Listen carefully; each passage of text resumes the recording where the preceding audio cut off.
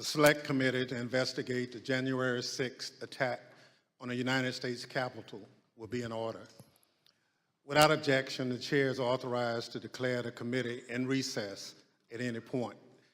Pursuant to House Deposition Authority Regulation 10, the chair announces the committee's approval to release the deposition material presented during today's hearing. Good afternoon. In our previous hearings, the Select Committee showed that then President Trump applied pressure at every level of government, from local election workers up to his own vice president, hoping public servants would give in to that pressure and help him steal an election he actually lost. Today, we'll tell the story of how the pressure campaign also targeted the federal agency charged with enforcement of our laws, the Department of Justice. We have already covered part of Mr. Trump's effort. We heard from Attorney General Bill Barr tell the story and the committee about the baseless claims Mr. Trump wanted the Justice Department to investigate, and that Mr. Barr viewed those claims as nonsense. Today, we'll hear from Jeffrey Rosen, the person Mr. Trump appointed to run the Justice Department after Attorney General Barr resigned. We'll hear from other senior Justice Department officials also. Together, these public servants resisted Mr. Trump's effort to misuse the Justice Department as part of his plan to hold on to power. And we will show that Trump's demands that the department investigate baseless claims of election fraud continued into January 2021. But Donald Trump didn't just want the Justice Department to investigate. He wanted the Justice Department to help legitimize his lies, to basically call the election corrupt, to appoint a special counsel to investigate alleged election fraud, to send a letter to 6 state legislatures urging them to consider altering the election results. And when these and other efforts failed, Donald Trump sought to replace Mr. Rosen, the acting Attorney General, with a lawyer who he believed would inappropriately put the full weight of the Justice Department behind the effort to overturn the election. Let's think about what that means. Wherever you live in the United States, there's probably a local government executive, a mayor, or a county commissioner. There's also an official responsible for enforcing the laws, a district attorney or a local prosecutor. Imagine if your mayor lost a re-election bid, but instead of conceding the race, they picked up the phone, called the district attorney, and said, I want you to say this election was stolen. I want you to tell the Board of Elections not to certify the results. That's essentially what Donald Trump was trying to do with the election for President of the United States. It was a brazen attempt to use the Justice Department to advance the president's personal political agenda. Today, my colleague from Illinois, Mr. Kinzinger, and other witnesses will walk through the Select Committee's findings on these matters. But first, I recognize our distinguished Vice Chair, Ms. Cheney of Wyoming, for any opening statement she's care to offer. Thank you very much, Mr. Chairman. At this point, our committee has just begun to show America the evidence that we have gathered. There is much more to come, both in our hearings and in our report. But I'd like to take just a moment to put everything we've seen in context. We have already seen how President Trump falsely declared victory on November 3rd, 2020, how he and his team launched a fraudulent media campaign that persuaded tens of millions of Americans that the election was stolen from him. Donald Trump intentionally ran false ads on television and social media, featuring allegations that his advisors and his Justice Department repeatedly told him were untrue. We have also seen how Donald Trump launched a fraudulent fundraising campaign that raised hundreds of millions of dollars again, based on those same false election fraud allegations. We have seen how President Trump and his allies corruptly attempted to pressure Vice President Pence to refuse to count lawful electoral votes and obstruct Congress's proceedings on January 6th, and how he provoked a violent mob to pursue the Vice President and others in our Capitol. We have seen how the President oversaw and personally participated in an effort in multiple states to vilify, threaten, and pressure election officials, and to use false allegations to pressure state legislators to change the outcome of the election.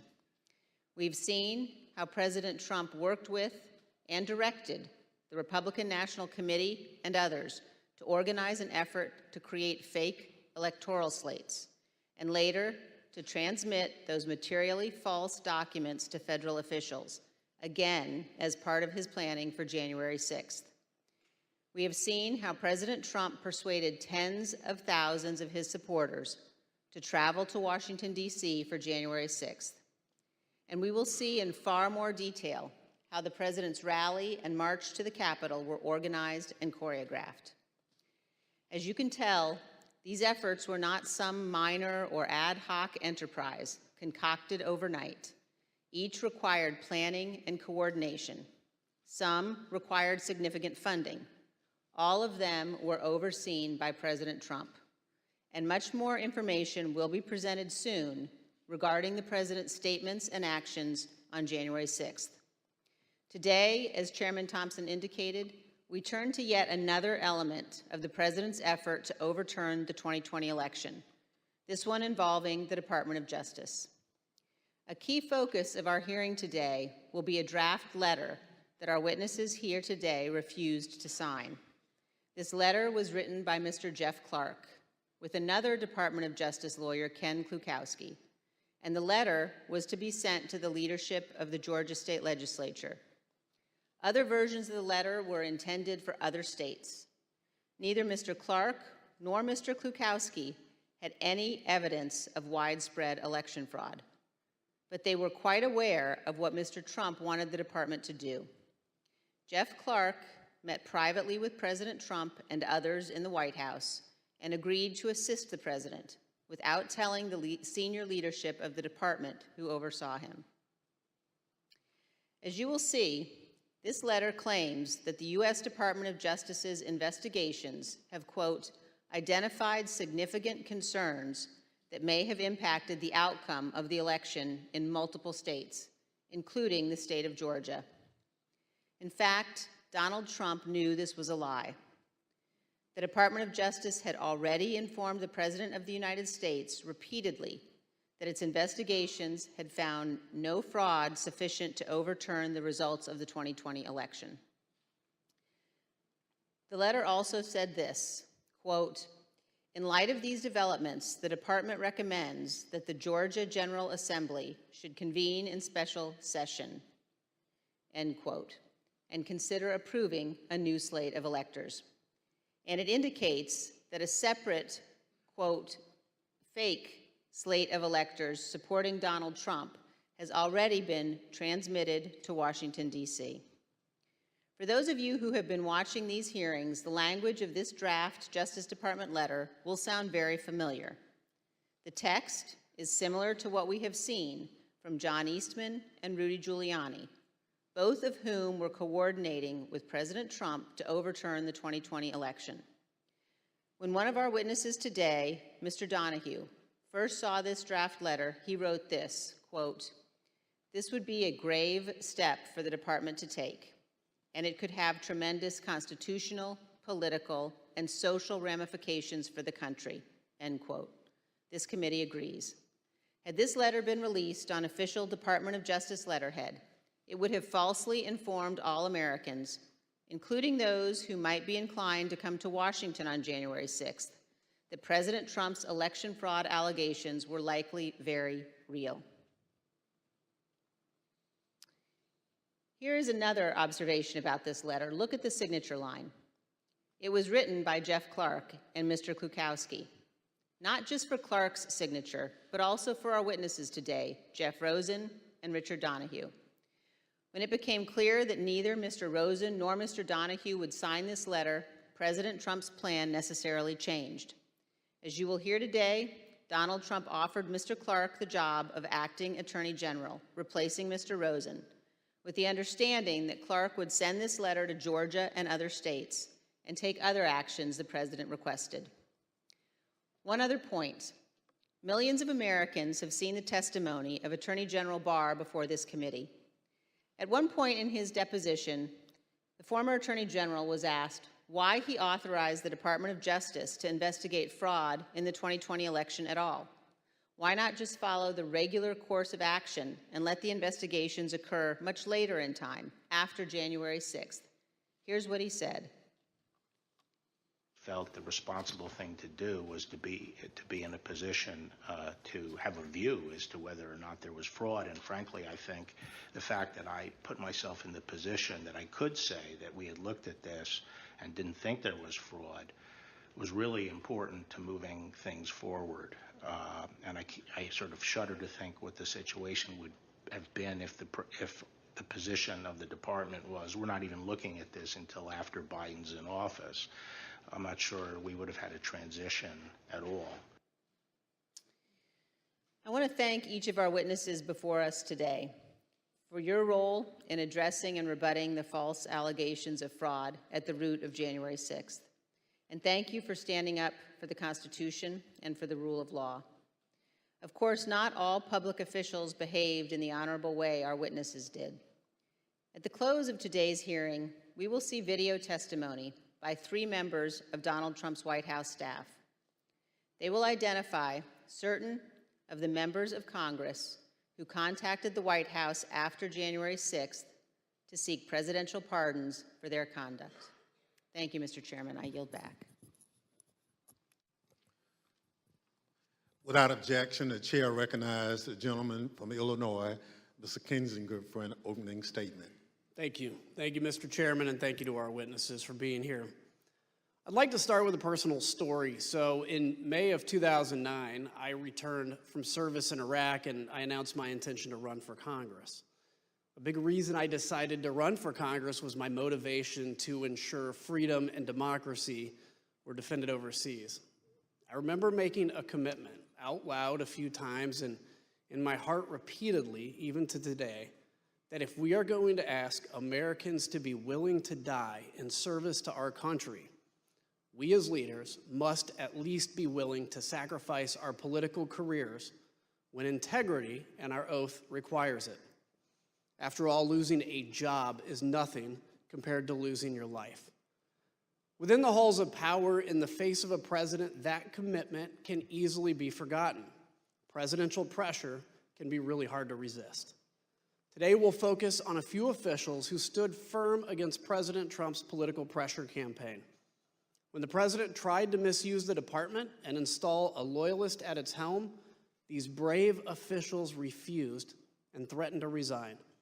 They were willing to sacrifice their careers for the good of our country. The Department of Justice is unique in the executive branch. The president oversees the Department of Justice, yet the president's personal or partisan interests must not shape or dictate the department's actions. The president cannot and must not use the department to serve his own personal interest, and he must not use its people to do his political bidding, especially when what he wants them to do is to subvert democracy. The president cannot pervert justice nor the law to maintain his power. Justice must, both in fact and law, be blind. That is critical to our whole system of self-governance. During this hearing, you'll hear time and time again about the president's request to investigate claims of widespread fraud. Our witnesses, Mr. Rosen, Mr. Donahue, and Mr. Engel, stood firm in the face of overbearing political pressure because they understood that their oath was to the Constitution and not to the personal or political interests of the president. The president and his allies became keenly aware that with legal challenges exhausted and electoral votes certified, their only hope would be a last-ditch scheme to prevent Congress from certifying the win, thus throwing the entire system into constitutional chaos. The president wanted the department to sow doubt in the legitimacy of the election, to empower his followers and members of Congress to take action. If the department could just lend its credibility to the conspiracies, people would have the justification they needed to spread the big lie. So President Trump ultimately wanted the Department of Justice to say the election was, quote, corrupt, and, quote, leave the rest to me and the Republican congressmen. As you will hear today, the department's top leadership refused. Not surprisingly, President Trump didn't take no for an answer. He didn't accept it from Attorney General Barr, and he wouldn't accept it from Mr. Rosen either. So he looked for another Attorney General, his third in 2 weeks. He needed to find someone who was willing to ignore the facts. That is not the norm. Let's look at what attorneys general, Democrats and Republicans alike, have said about upholding their oath to the Constitution. Attorney General ultimately owes his loyalty to the integrity of the American people and to the fidelity to the Constitution and the legitimate laws of the country. That's what he's ultimately required to do.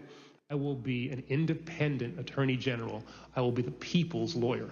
If, however, there were an issue that I thought were that significant that would compromise my ability to serve as attorney general in the way that I have described, that as the people's lawyer, I would not hesitate to resign.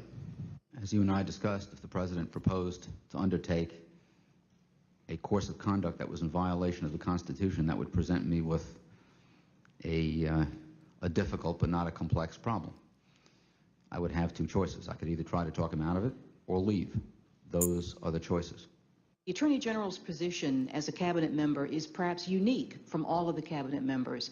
Yes, a member of the president's cabinet, but the Attorney General has a unique responsibility to provide independent and objective advice to the president or any agency when it is sought, and sometimes perhaps even when it is not sought.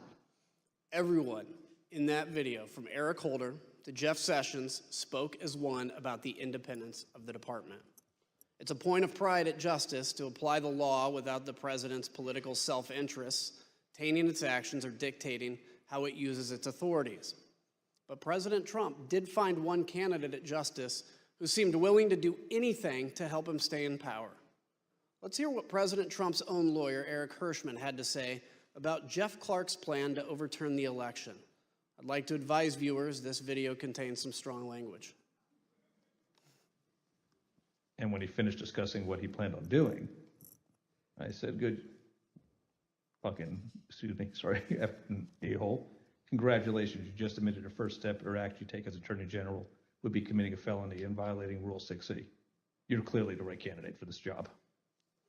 So who's Jeff Clark? An environmental lawyer with no experience relevant to leading the entire Department of Justice. What was his only qualification? That he would do whatever the president wanted him to do, including overthrowing a free and a fair democratic election. President Trump's campaign to bend the Justice Department to his political will culminated in a showdown on January 3rd. Today, we will take you inside that early evening Oval Office meeting where top Justice Department officials met with the president. At stake, the leadership and integrity of the Department of Justice. The meeting took about another 2.5 hours from the time I entered. It was entirely focused on whether there should be a DOJ leadership change. I was sitting directly in front of the president. Jeff Rosen was to my right, Jeff Clark was to my left. He looked at me and he underscored, well, the one thing we know is you're not going to do anything. You don't even agree that the concerns that are being presented are valid. And here's someone who has a different view. So well, why shouldn't I do that? You know, that's how the discussion then proceeded. Jeff Clark was proposing that Jeff Rosen be replaced by Jeff Clark. And I thought the proposal was asinine. What were Clark's purported bases for why it was in the president's interest for him to step in? What would he do? How would things change, according to Mr. Clark in the meeting? He repeatedly said to the president that if he was put in the seat, he would conduct real investigations that would, in his view, uncover widespread fraud.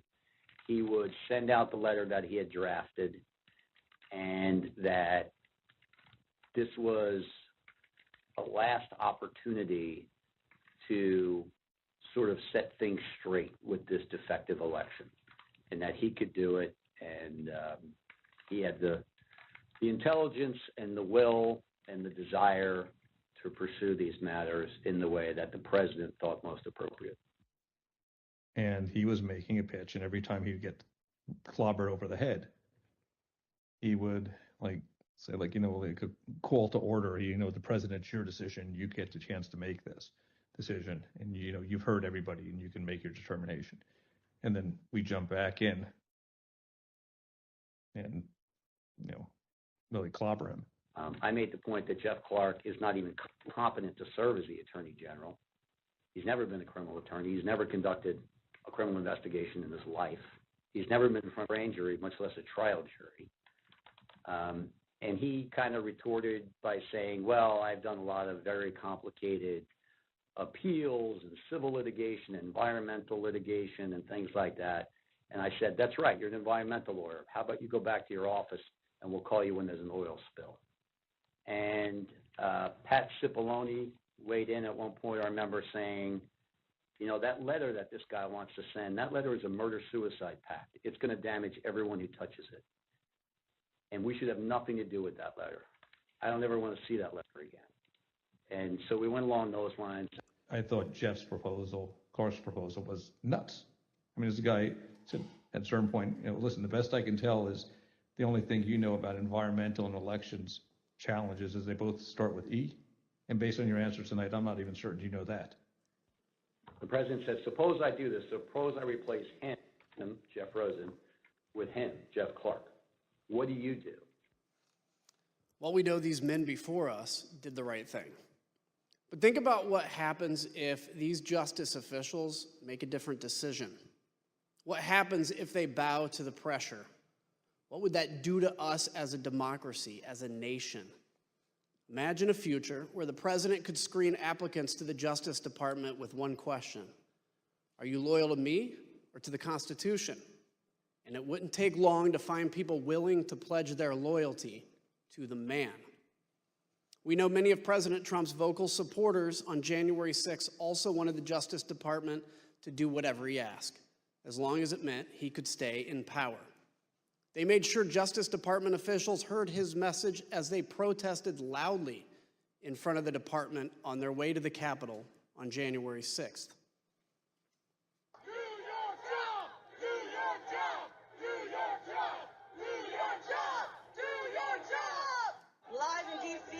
To the Capitol.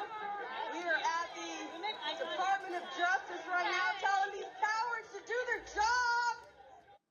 We're going to take the Capitol.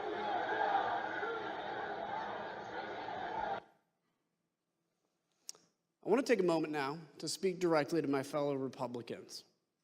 Imagine the country's top prosecutor with the power to open investigations, subpoena, charge crimes, and seek imprisonment. Imagine that official pursuing the agenda of the other party instead of that of the American people as a whole. And if you're a Democrat, imagine it the other way around. Today, President Trump's total disregard for the Constitution and his oath will be fully exposed. Now let's get this hearing underway so we can do our part to protect the freedoms that we often take for granted, so that we can see how close we came to losing it all. I now yield back to the chairman. We're joined today by three distinguished witnesses who each served in the Trump administration in the months preceding January 6th.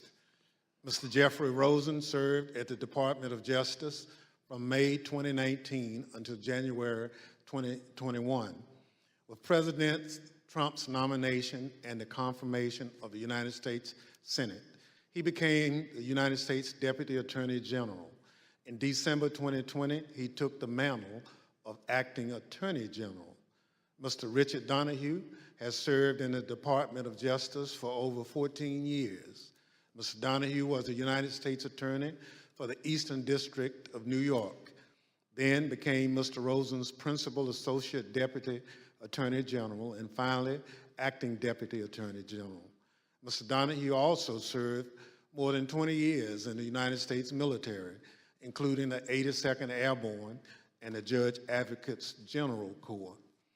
We are also joined by Mr. Stephen Engel, the former Assistant Attorney General for the Office of Legal Counsel.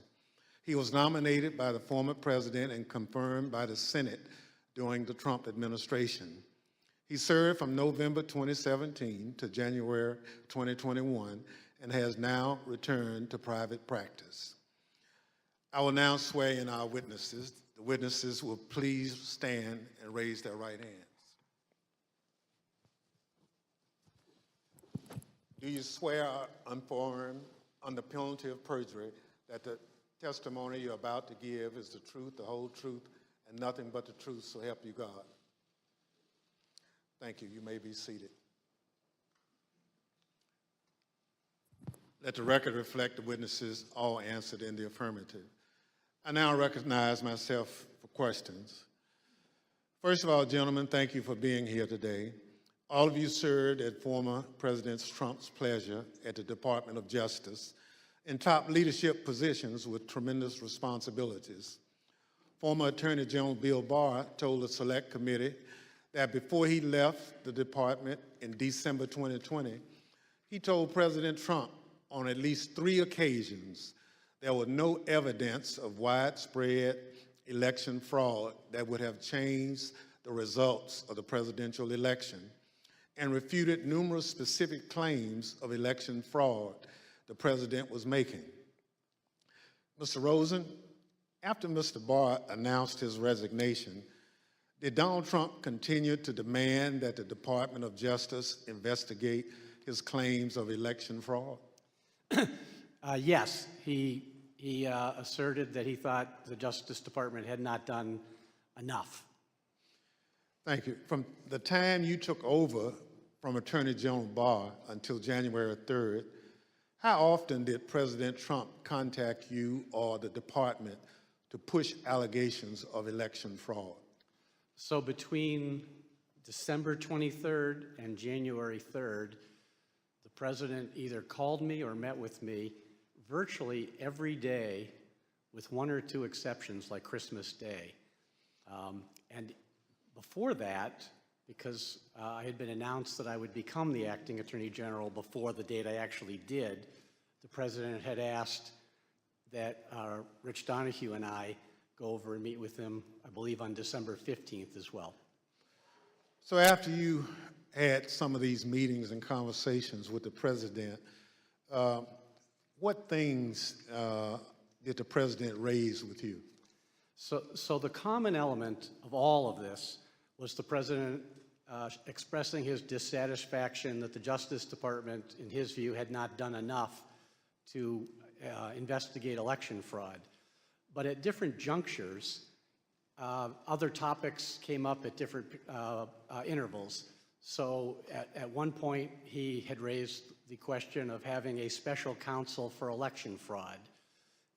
At a number of points, he raised requests that I meet with his campaign counsel, Mr. Giuliani. At one point, he raised the whether the Justice Department would file a lawsuit in the Supreme Court.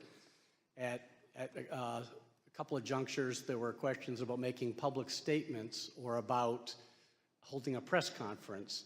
One of the later junctures was this issue of sending a letter to state legislatures in Georgia or other states. And so there were different things raised at different parts of, or different intervals, with the common theme being his dissatisfaction about what the Justice Department had done to investigate election fraud. I will say that the Justice Department declined all of those requests that I was just referencing, because We did not think that they were appropriate based on the facts and the law as we understood them. Thank you. So, Mr. Donahue, on December 15th, the day after Attorney General Barr announced his resignation, the President summoned you and Mr. Rosen to the White House. At this meeting with the President, what did he want to discuss? There were a number of topics of discussion that day, Mr. Chairman. Much of the conversation focused on a report that had been recently released relating to Antrim County in Michigan. I believe on December 13th, an organization called the Allied Security Group issued a report that alleged that the Dominion voting machines in that county had a 68% error rate. The report was widely covered in the media. We were aware of it. We obtained a copy of it on the 14th of December, the day prior. We circulated to the U.S. attorneys in Michigan for their awareness, and we had a number of discussions internally, but the conversation with the President on that day, the 15th, was largely focused on that, and he was essentially saying, have you seen this report? He was adamant that the report must be accurate, that it proved that the election was defective, that he in fact won the election, and the department should be using that report to basically tell the American people that the results were not trustworthy. And he went on to other theories as well, but the bulk of that conversation on December 15th focused on Antrim County, Michigan, and the ASOG report. Thank you. Mr. Engel, we know that Attorney General Barr announced on December 1st, 2020, that the Department of Justice had found no evidence of widespread fraud that could have changed the outcome of the election. So from December 1st, 2020 until today, as you sit here, have you ever doubted that top line conclusion? No, I've never had any reason to doubt Attorney General Barr's conclusion. Thank you. Pursuant to Section 5C8 of House Resolution 503, the chair now recognizes the gentleman from Illinois, Mr. Kinzinger, for questions. Thank you, Mr. Chairman. In the weeks leading to January 6th, the Department of Justice was fielding almost daily requests from the President to investigate claims of election fraud. Each claim was refuted time and time again, an effort Attorney General Barr described as whack-a-mole.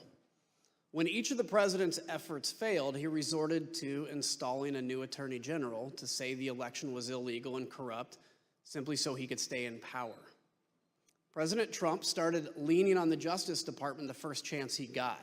On November 29th, his first television interview after the election. Where is the DOJ and the FBI in all of this, Mr. President? You have laid out some serious charges here. Shouldn't this be something that the FBI is investigating? Are they? Missing in action. Is the DOJ investigating? Missing in action. Can't tell you where they are. Republican congressmen echoed the President just 2 days later. They wrote a letter to Attorney General Barr, laying into the Justice Department for a, quote, shocking lack of action in investigating the claims of election fraud.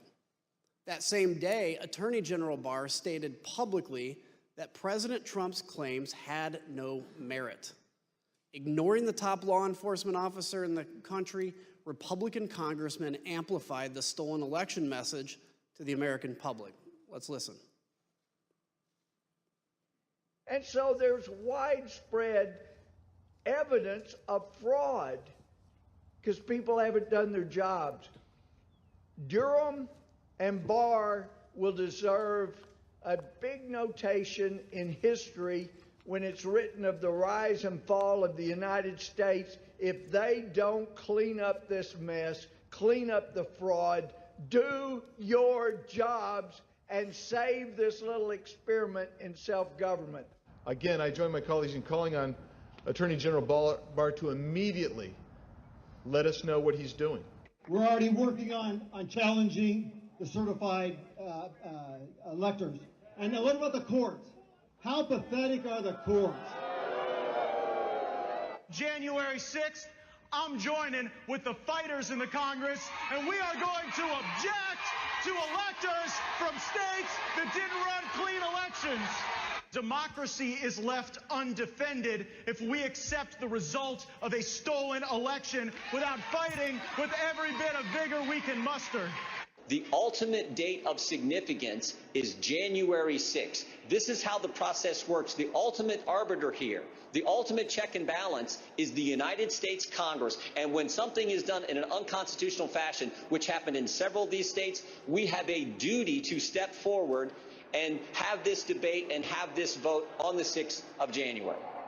Today is the day American patriots start taking down names and kicking ass. Mr. Donahue, on December 27th, you had a 90-minute conversation with the president where he raised false claim after false claim with you and Mr. Rosen. How did you respond to what you called a, quote, stream of allegations? The December 27th conversation was, in my mind, an escalation of the earlier conversations. As the former acting AG indicated, there were a lot of communications that preceded that. As we got later in the month of December, the president's entreaties became more urgent. He became more adamant that we weren't doing our job. We need to step up and do our job. And he had this arsenal of allegations that he wanted to rely on. And so I felt in that conversation that was incumbent on me to make it very clear to the president what our investigations had revealed, and that we had concluded, based on actual investigations, actual witness interviews, actual reviews of documents, that these allegations simply had no merit. And I wanted to try to cut through the noise, because it was clear to us that there were a lot of people whispering in his ear, feeding him these conspiracy theories and allegations. And I felt that being very blunt in that conversation might help make it clear to the president that these allegations were simply not true. And so as he went through them in what for me was a 90-minute conversation or so, and what for the former acting AG was a 2-hour conversation, as the president went through them, I went piece by piece to say, no, that's false. That is not true. And to correct him really in a serial fashion as he moved from one theory to another. Can you give me an example of one or two of those theories? So one that was very clear at that point was the Antrim County, the ASOG report that I mentioned earlier. The Allied Security Operations Group released this report that's at 68% error rate. There was, in fact, in Antrim County, a hand recount. Had nothing to do with the department. The department did not request that. That was pursuant to litigation brought by other parties, but there was a hand recount. So they were able to compare the hand recount to what the machines had reported. And for the ballots that were actually counted by the machine, more than 15,000, there was one error, one ballot. And I did a quick calculation and came up with 0.0063% error rate, which is well within tolerance. And so I made it very clear to the president, because he was so fixated on the ASOG report in the December 15th conversation, that, in fact, our investigation revealed that the error rate was 0.0063%. So that, Mr. President, is an example of what people are telling you that is not true, and that you cannot and should not be relying on. So that was one very explicit one, and I think you see that reflected in my notes. We went through a series of others. The truck driver who claimed to have moved an entire tractor-trailer of ballots from New York to Pennsylvania, that was also incorrect. We did an investigation where the FBI interviewed witnesses at the front end and the back end of that trailer's transit from New York to Pennsylvania.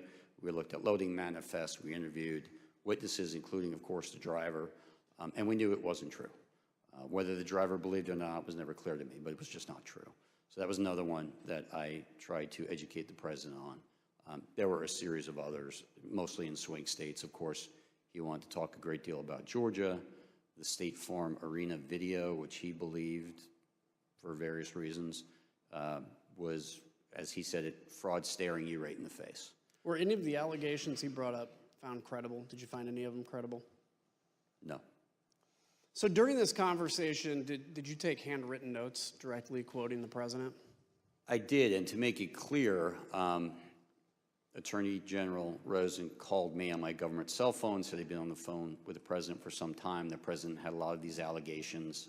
I was better versed in what the department had done just because I had closer contact with the investigations, and The AG asked me to get on the call. Of course, I agreed. And I began taking notes only because at the outset, the president made an allegation I had not heard. I had heard many of these things. I knew many of them were investigated. But when the president, at least when I came to the conversation, when he began speaking, he brought up an allegation I was completely unaware of. And of course, that concerned us. So I simply reached out and grabbed a notepad off my wife's nightstand and a pen, and I started jotting it down. That had to do with an allegation that more than 200,000 votes were certified in the state of Pennsylvania that were not actually cast. Sometimes the president would say it was 205, sometimes he would say it was 250, but I'd not heard this before, and I want to get the allegation down clearly so that we can look into it if appropriate, and that's why I started taking those notes, and then as the conversation continued, I just continued to take the notes. Let's take a look at the notes, if we could right now. As we can see on the screen, you actually quote President Trump asking, "Where's DOJ?" just like we heard him say in his first television interview. How did you respond to that? So both the acting AG and I tried to explain to the president on this occasion and on several other occasions that the Justice Department has a very important, very specific, but very limited role in these elections. States run their elections. We are not quality control for the states. We are obviously interested in and have a mission that relates to criminal conduct in relation to federal elections. We also have related civil rights responsibilities, so we do have an important role. But the bottom line was, if a state ran their election in such a way that it was defective, that is to the state or Congress to correct. It is not for the Justice Department to step in. And I certainly understood the president as a layman, not understanding why the Justice Department didn't have at least a civil role to step in and bring suit on behalf of the American people. We tried to explain that to him. The American people do not constitute the client for the United States Justice Department. The one and only client of the United States Justice Department is the United States government. And the United States government does not have standing, as we were repeatedly told by our internal teams, OLC led by Steve Engel, as well as the Office of the Solicitor General, researched it and gave us thorough, clear opinions that we simply did not have standing. And we tried to explain that to the president on numerous occasions. Let's take a look at another one of your notes. You also noted that Mr. Rosen said to Mr. Trump, quote, "DOJ can't and won't snap its fingers and change the outcome of the election." How did the president respond to that, sir? He responded very quickly and said, essentially, that's not what I'm asking you to do. What I'm just asking you to do is just say it was corrupt and leave the rest to me and the Republican congressman. So let's now put up the notes where you quote the president. As you're speaking to that, he said, the president said, "Just say the election was corrupt and leave the rest to me and the Republican congressman." So, Mr. Donahue, that's a direct quote from President Trump, correct? That's an exact quote from the president, yes. The next note shows that even that the president kept pressing. Even though he'd been told that there was no evidence of fraud, did the president keep saying that the department was, quote, "obligated to tell people that this was an illegal, corrupt election"? That's also an exact quote from the president, yes. Let me just be clear. Did the department find any evidence to conclude that there was anything illegal or corrupt about the 2020 election? There were isolated instances of fraud. None of them came close to calling into question the outcome of the election in any individual state. And how would you describe the president's demeanor during that call? He was more agitated than he was on December 15th. The president, throughout all of these meetings and telephone conversations, was adamant that he had won and that we were not doing our job. But it did escalate over time until ultimately the meeting on January 3rd, which was sort of the most extreme of the meetings and conversations. So I want to make sure we don't gloss this over. Just say it was corrupt and leave the rest to us. The president wanted the top Justice Department officials to declare that the election was corrupt, even though, as he knew, there was absolutely no evidence to support that statement. The president didn't care about actually investigating the facts. He just wanted the Department of Justice to put its stamp of approval on the lies. Who was going to help him? Well, Jeff Clark. Mr. Rosen, on Christmas Eve, your first official day as the acting attorney general, President Trump called you. What did he want to talk about? The same things he was talking about publicly. He wanted to talk about that he thought the election had been stolen or was corrupt, and that there was widespread fraud. And I had told him that our reviews had not shown that to be the case. So we had an extended discussion, probably 15, maybe 20 minutes, something like that, with him urging that the Department of Justice should be doing more with regard to election fraud. Did he mention Jeff Clark's name? Yes. It was just in passing. He made what I regarded as a peculiar reference. I don't remember the exact quote, but it was something about, did I know Jeff Clark, or did I know who he was, or something like that. And I told him I did, and then the conversation just moved on. But when I hung up, I was quizzical as to how does the president even know Mr. Clark? I was not aware that they had ever met or that the president had been involved with any of the issues in the civil division. So it was a bit of a surprise when he brought his name up? Yes. So Mr. Clark was the acting head of the Civil Division and head of Environmental and Natural Resources Division at the Department of Justice. Do either of those divisions have any role whatsoever in investigating election fraud, sir? No. And to my awareness, Jeff Clark had no prior involvement of any kind with regard to the work that the department was doing that Attorney General Barr has talked about to this committee. So let's take a minute and explain why the president mentioned Jeff Clark's name to Mr. Rosen here on Christmas Eve. On December 21st, some Republican members of Congress met with President Trump in the White House to talk about overturning the 2020 election.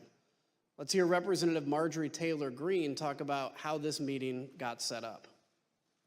I was the only new member at the meeting. I called President Trump on Saturday and said, we've got to have a meeting. There's many of us that feel like this election has been stolen.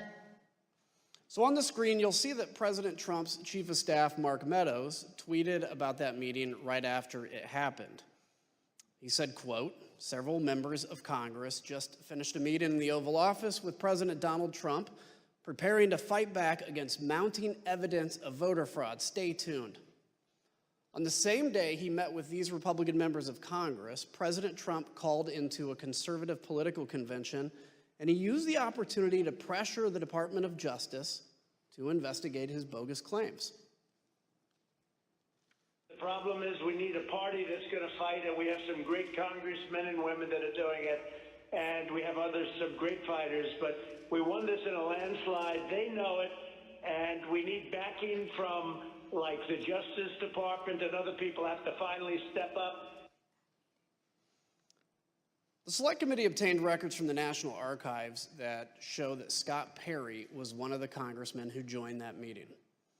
We learned from White House records that you'll now see on the screen that the very next day, Representative Perry returned to the White House. This time he brought a Justice Department official named Jeffrey Clark. Representative Perry provided the following statement to his local TV affiliate. He said, quote, throughout the past 4 years, I've worked with Assistant Attorney General Clark on various legislative matters. When President Trump asked if I would make an introduction, I obliged. But why Jeff Clark? Let's hear Mr. Giuliani explain the kind of person that he and the president wanted at the top of justice. I remember ever recommending to anybody that Mr. Clark, meaning Jeffrey Clark at DOJ, be given election-related responsibilities.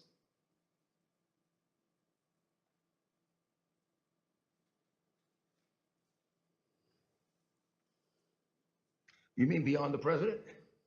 Correct.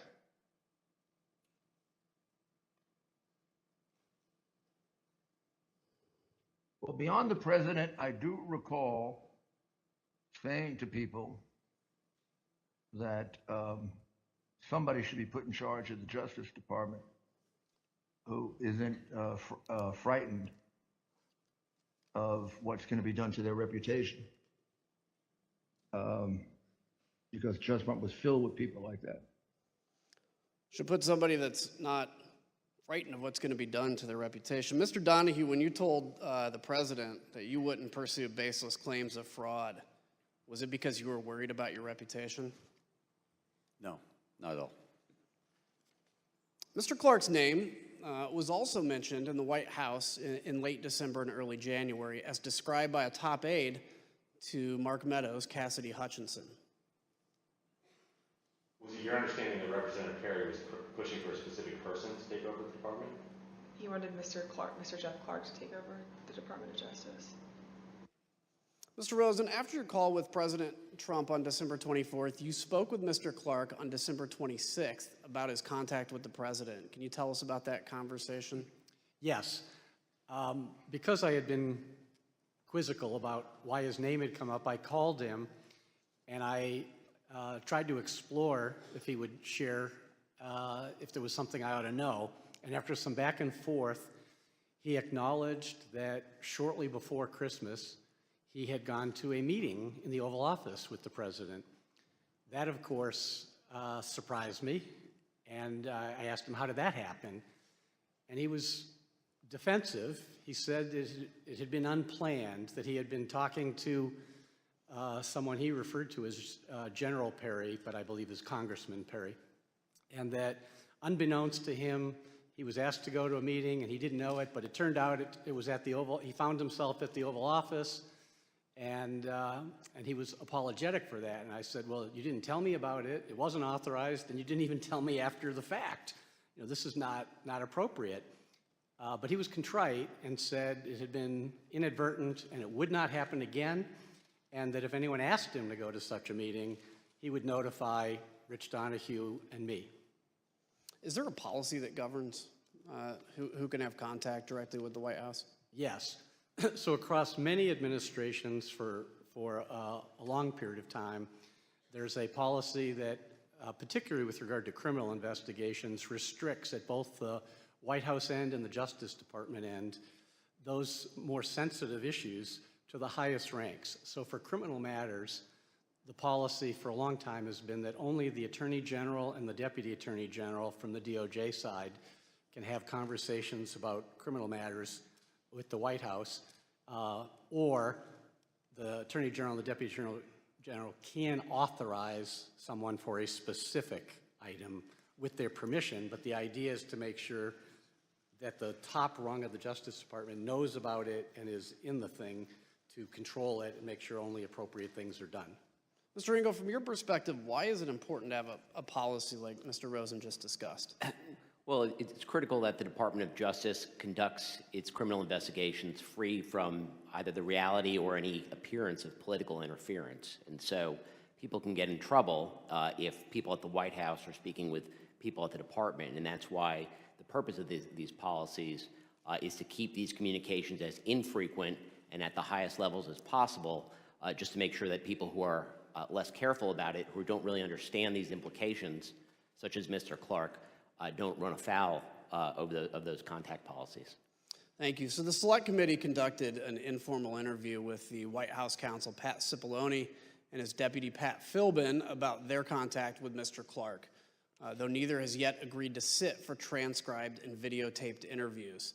But Pat Cipollone told the Select Committee that he intervened when he heard Mr. Clark was meeting with the president about legal matters without his knowledge, which was strictly against White House policy. Mr. Cipollone and Mr. Philbin, like Mr. Rosen, told Mr. Clark to stand down, and he didn't. On the same day, Acting Attorney General Rosen told Mr. Clark to stop talking to the White House. Representative Perry was urging Chief of Staff Mark Meadows to elevate Clark within the Department of Justice. You can now see on the screen behind me a series of texts between Representative Perry and Mr. Meadows. They show that Representative Perry requested that Mr. Clark be elevated within the department. Representative Perry tells Mr. Meadows on December 26th that, quote, "Mark, just checking in as time continues to count down. 11 days to January 6th and 25 days to inauguration. We've got to get going. Representative Perry followed up and says, quote, Mark, you should call Jeff. I just got off the phone with him, and he explained to me why the principal deputy won't work, especially with the FBI. They will view it as not having the authority to enforce what needs to be done.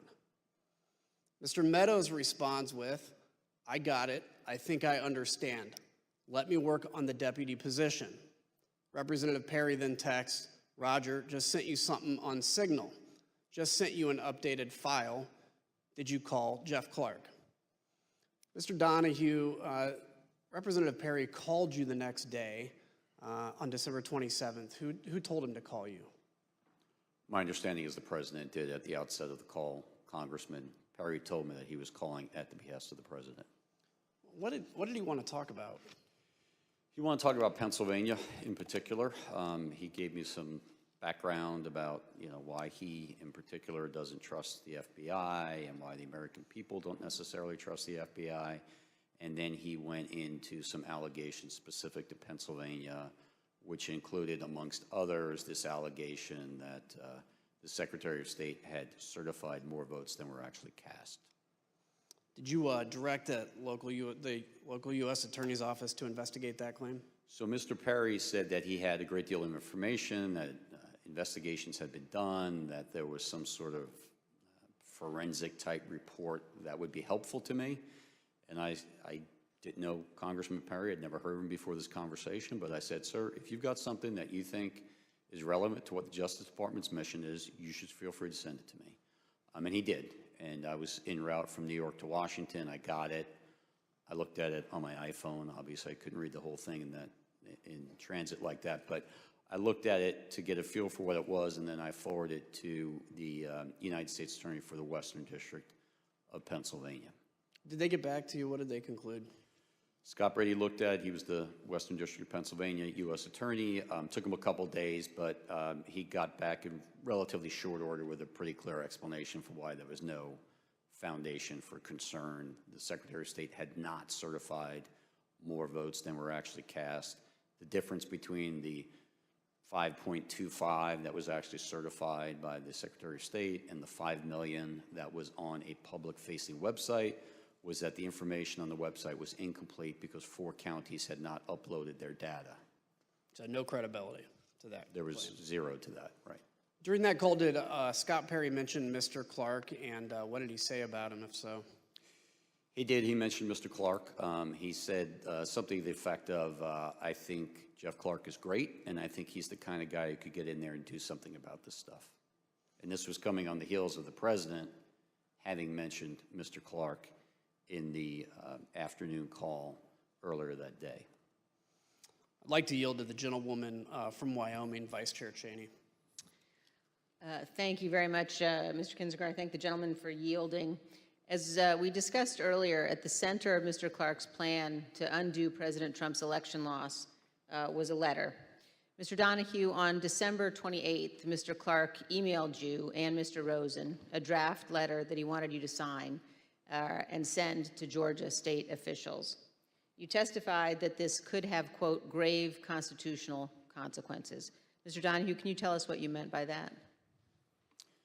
Well, I had to read both the email and the attached letter twice to make sure I really understood what he was proposing because it was so extreme to me. I had a hard time getting my head around it initially. But I read it and I did understand it for what he intended, and I had to sit down and sort of compose what I thought was an appropriate response. I actually initially went next door to the acting AG's office, but he was not there. We were both on that email. I knew we would both have probably a very similar reaction to it. He was not in his office, so I returned to my office and I sat down to draft a response because I thought it was very important to give a prompt response rejecting this out of hand. In my response, I explained a number of reasons this is not the department's role to suggest or dictate to state legislatures how they should select their electors. But more importantly, this was not based on fact. This was actually contrary to the facts as developed by department investigations over the last several weeks and months. So I responded to that, and for the department to insert itself into the political process this way, I think would have had grave consequences for the country. It may very well have spiraled us into a constitutional crisis, and I wanted to make sure that he understood the gravity of the situation because he didn't seem to really appreciate it. And what was Mr. Clark's reaction when you sent this email to him? He didn't respond directly to the email, but we met shortly after that. After I sent the email, the acting AG returned. I went to his office. He had just read it. He had a very similar reaction to me. He was exasperated, and he told me that he had told one of his administrative assistants to get Jeff Clark up here. We want to talk to him face-to-face about this. And so the three of us then had a meeting, probably around 1800 that night, in the Deputy Attorney General's conference room. And one of the things that you said to Mr. Clark is, quote, "What you are doing is nothing less than the United States Justice Department meddling in the outcome of a presidential election." And I assume you conveyed that to him as well in your meeting that evening? Yes, in those very words. It was a very contentious meeting, but yes, that was said amongst other things. And despite this contentious meeting and your strong reaction to the letter, did Mr. Clark continue to push his concept in the coming days? He did, yes. We had subsequent meetings and conversations. The acting AG probably had more contact with him than I did, but between the 28th and the 2nd, when we had another in-person meeting, he clearly continued to move down this path. He began calling witnesses and apparently conducting investigations of his own. He got a briefing from DNI about purported foreign intelligence interference. And we thought perhaps once it was explained to him that there was no basis for that part of his concern, that he would retreat. But instead he doubled down and said, well, okay, so there's no foreign interference. I still think there are enough allegations out there that we should go ahead and send this letter, which shocked me even more than the initial one, because you would think after a couple days of looking at this, he, like we, would have come to the same conclusion that it was completely unfounded. And when you learned that he had been calling witnesses and conducting investigations on his own, did you confront him? Yes. And what was his reaction? He got very defensive. You know, as I said, there were a series of conversations through that week. I certainly remember very specifically the conversation in the meeting on January 2nd. That got even more confrontational, but he was defensive and, you know, similar to his earlier reaction when I said this is nothing less than Justice Department meddling in an election, his reaction was, I think a lot of people have meddled in this election. And so he kind of clung to that and then spewed out some of these theories, some of which we'd heard from the president, but others which were floating around the internet and media, and just kept insisting that the department needed to act and needed to send those letters. The committee has also learned that Mr. Clark was working with another attorney at the department named Ken Klukowski, who drafted this letter to Georgia with Mr. Clark. Mr. Klukowski had arrived at the department on December 15th with just 36 days left until the inauguration. He was specifically assigned to work under Jeff Clark. And Mr. Klukowski also worked with John Eastman, who we showed you at our hearing last week was one of the primary architects of President Trump's scheme to overturn the election. The Georgia letter that we've been discussing specifically talks about some of Dr. Eastman's theories, including, quote, the purpose of the special session the department recommends would be for the General Assembly to determine whether the election failed to make a proper and valid choice between the candidates, such that the General Assembly could take whatever action is necessary to ensure that one of the slates of electors cast on December 14th will be accepted by Congress on January 6th. Committees also learned that the relationship between Dr. Eastman and Mr. Klukowski persisted after Mr. Klukowski joined the Justice Department. Let's take a look at an email recommending that Mr. Klukowski and Dr. Eastman brief Vice President Pence and his staff. Other recipients of this email included the Chief of Staff to Congressman Louis Gohmert. And the email says, as stated last week, I believe the Vice President and his staff would benefit greatly from a briefing by John and Ken. As I also mentioned, we want to make sure we don't overexpose Ken given his new position. This email suggests that Mr. Klukowski was simultaneously working with Jeffrey Clark to draft the proposed letter to Georgia officials to overturn their certified election, and working with Dr. Eastman to help pressure the Vice President to overturn the election. I want to thank all of our witnesses for being here today and for answering our questions about this letter and other issues. We asked Mr. Clark some of the same questions that we've asked you, and here's how he answered. Did you discuss this draft letter to Georgia officials with the President of the United States? Fifth, and executive privilege, again, just restated for the abundance of caution. Okay, if you look again at the draft letter, in the first paragraph, second sentence says, the department will update you as we are able on investigatory progress, but at this time we have identified significant concerns that may have impacted the outcome of the election in multiple states, including the state of Georgia. Isn't that in fact contrary to what Attorney General Barr had said on December 1st, 2020? Fifth.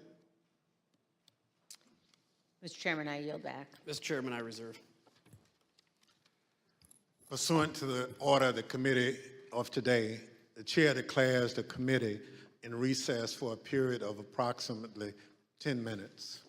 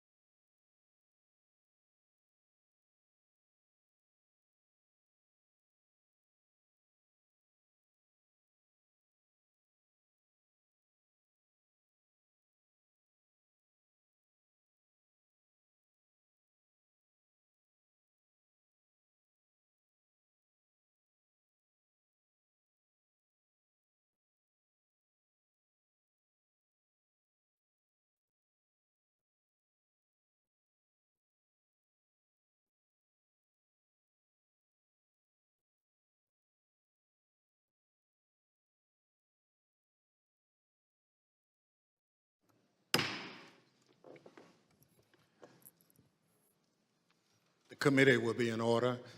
The chair recognizes the gentleman from Illinois. Thank you, Mr. Chairman. Mr. Chairman, around the time Mr. Clark was pushing for the department to send the Georgia letter, the president and his supporters were pressuring the Justice Department to take other actions to change the outcome of the 2020 election. Mr. Engel, you were the head of the Office of Legal Counsel. Can you first off explain your role? What is that? Sure. One of the Attorney General's most important responsibilities is to provide legal advice to the President and to the executive branch. As a practical matter, given the responsibilities of the Attorney General, the Assistant Attorney General for the Office of Legal Counsel exercises that job on a day-to-day basis. And so, in addition, the head of OLC often functions as a general counsel, essentially to the Attorney General, and so is often, the chief legal advisor to the AG, as well as, the White House and the executive branch more broadly. So given that role, can you kind of describe your relationship with the president? Well, in connection with my role at OLC, over the course of my tenure there were a number of instances in which folks at the White House would seek to bring me in to provide legal advice to the president, sometimes discussing the legal options that could be pursued among various to reach various policy objectives, sometimes to advise the president that a course of action that they had been discussing was not legally available. So I want to ask you about two things the president asked you and the department to do. The first is reflected in this email that we're going to put on the screen. The president sent a draft lawsuit to be filed by the department in the Supreme Court. He wanted you, Mr. Rosen, and Mr. Cipollone specifically to review it. You and the department opposed filing it. We see on the screen here that the talking points that you actually drafted on that. So you stated that there is no legal basis to bring this lawsuit. Anyone who thinks otherwise simply doesn't know the law, much less the Supreme Court. Why was this the department's position? Well, I mean, I think that the memo sort of speaks to this, but essentially this was a draft lawsuit that apparently was prepared by people outside the department. It would be styled as brought by the United States and by the acting Solicitor General as an original jurisdiction matter in the Supreme Court. It was a meritless lawsuit that was not something that the department could or would bring. Somebody obviously prepared it, handed it to the president, and he forwarded it on for our review. But that memo explains why the Department of Justice, as Mr. Donahue said earlier, doesn't have any standing to bring such a lawsuit. The lawsuit would have been untimely. The states had chosen their electors. The electors had been certified. They'd cast their votes. They'd been sent to Washington, D.C. Neither Georgia nor any of the other states on December 28th or whenever this was in a position to change those votes. Essentially, the election had happened. The only thing that hadn't happened was the formal counting of the votes. And so obviously, the person who drafted this lawsuit didn't really understand, in my view, the law and or how the Supreme Court works or the Department of Justice. So it was just not something we were going to do. And the acting Attorney General asked me to prepare a memo with talking points so that he could explain our reasons when he spoke with the president about this. So would you say it was an unusual request? It was certainly you said the request that the department file a lawsuit from drafted by outside lawyers was certainly an unusual request. There was another issue you were asked to look into. In mid-December, did the White House ask Attorney General Barr to consider whether a special counsel could be appointed to look into election fraud issues? Yes. I mean, I think the president was probably vocal at the time that he believed that special counsel was something that should be considered to look into election fraud, and there is a specific, request where the Attorney General sought my legal advice in the middle of December. And what was your conclusion? What conclusion did you reach? So this request was whether the Attorney General could appoint as a special counsel a state Attorney General to conduct an investigation. I mean, as a legal matter, under federal law, the Attorney General actually has fairly wide discretion to delegate prosecutorial authority, including to state prosecutors, which happens to assist the department, and not uncommonly, obviously, a state Attorney General exercising prosecutorial authority on behalf of the Department of Justice would be fairly uncommon. When we looked at the issue, what we saw is actually that the state law, the state was Louisiana, that the state law precluded the Louisiana Attorney General from accepting any position, any official position on behalf of the United States government. So that answered the question that it was not legally available. So during your time at the department, was there ever any basis to appoint a special counsel to investigate President Trump's election fraud claims? Well, neither Attorney General Barr nor Acting Attorney General Rosen did appoint a special counsel. You would appoint a special counsel when the department, when there's a basis for an investigation and the department essentially has a conflict of interest. It's important to get someone who's independent outside the department to handle such an investigation. Neither Attorney General Barr nor Acting Attorney General Rosen ever believed that that was appropriate or necessary in this case. In fact, Attorney General Barr had already told the president that there was no need for this special counsel. He actually stated that publicly, and we'll see that here in a video from December 21st.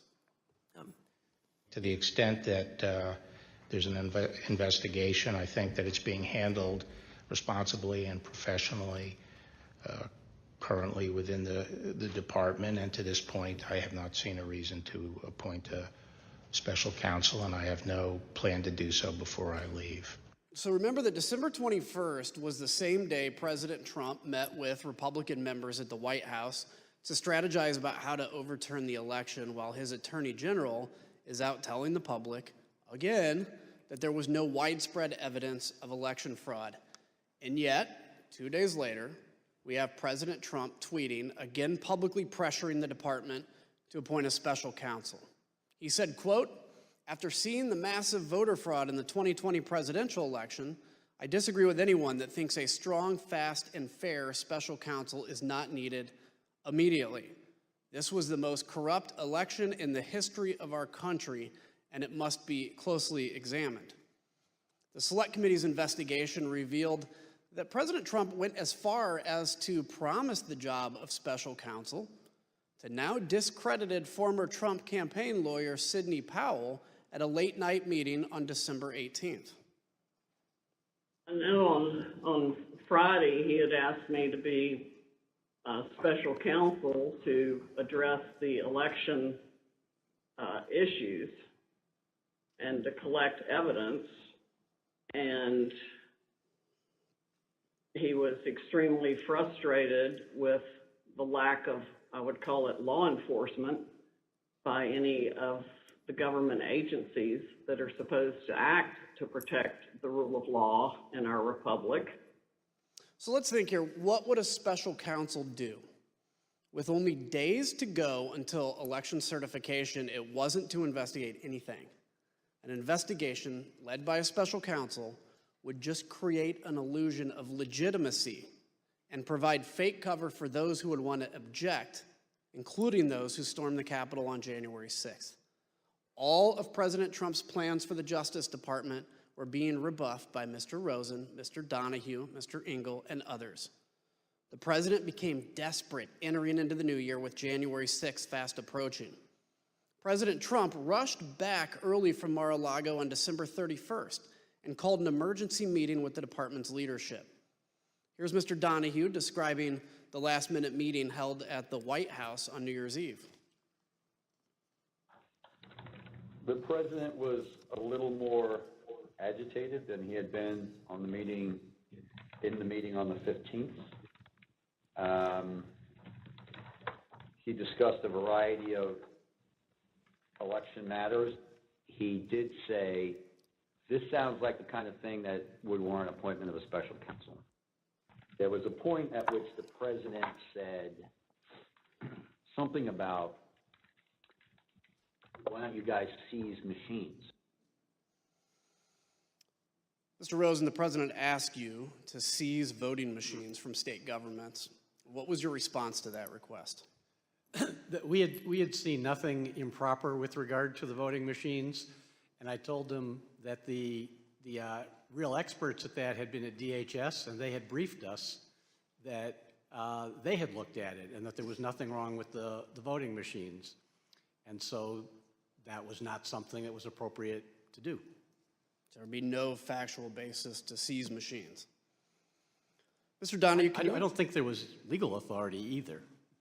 Yeah, Mr. Donahue, can you explain what the president did after he was told that the Justice Department would not seize voting machines? The president was very agitated by the acting attorney general's response, And to the extent that machines and the technology was being discussed, the acting Attorney General said that the DHS, Department of Homeland Security, has expertise in machines and certifying them and making sure that the states are operating them properly. And since DHS had been mentioned, the president yelled out to his secretary, "Get Ken Cuccinelli on the phone." And she did in very short order. Mr. Cuccinelli was on the phone. He was the number 2 at DHS at the time. I was on the speakerphone, and the president essentially said, "Ken, I'm sitting here with the acting Attorney General. He just told me it's your job to seize machines, and you're not doing your job." And Mr. Cuccinelli responded. Mr. Rosen, did you ever tell the president that the Department of Homeland Security could seize voting machines? No, certainly not. Mr. Donahue, during this meeting, did the president tell you that he would remove you and Mr. Rosen because you weren't declaring there was election fraud?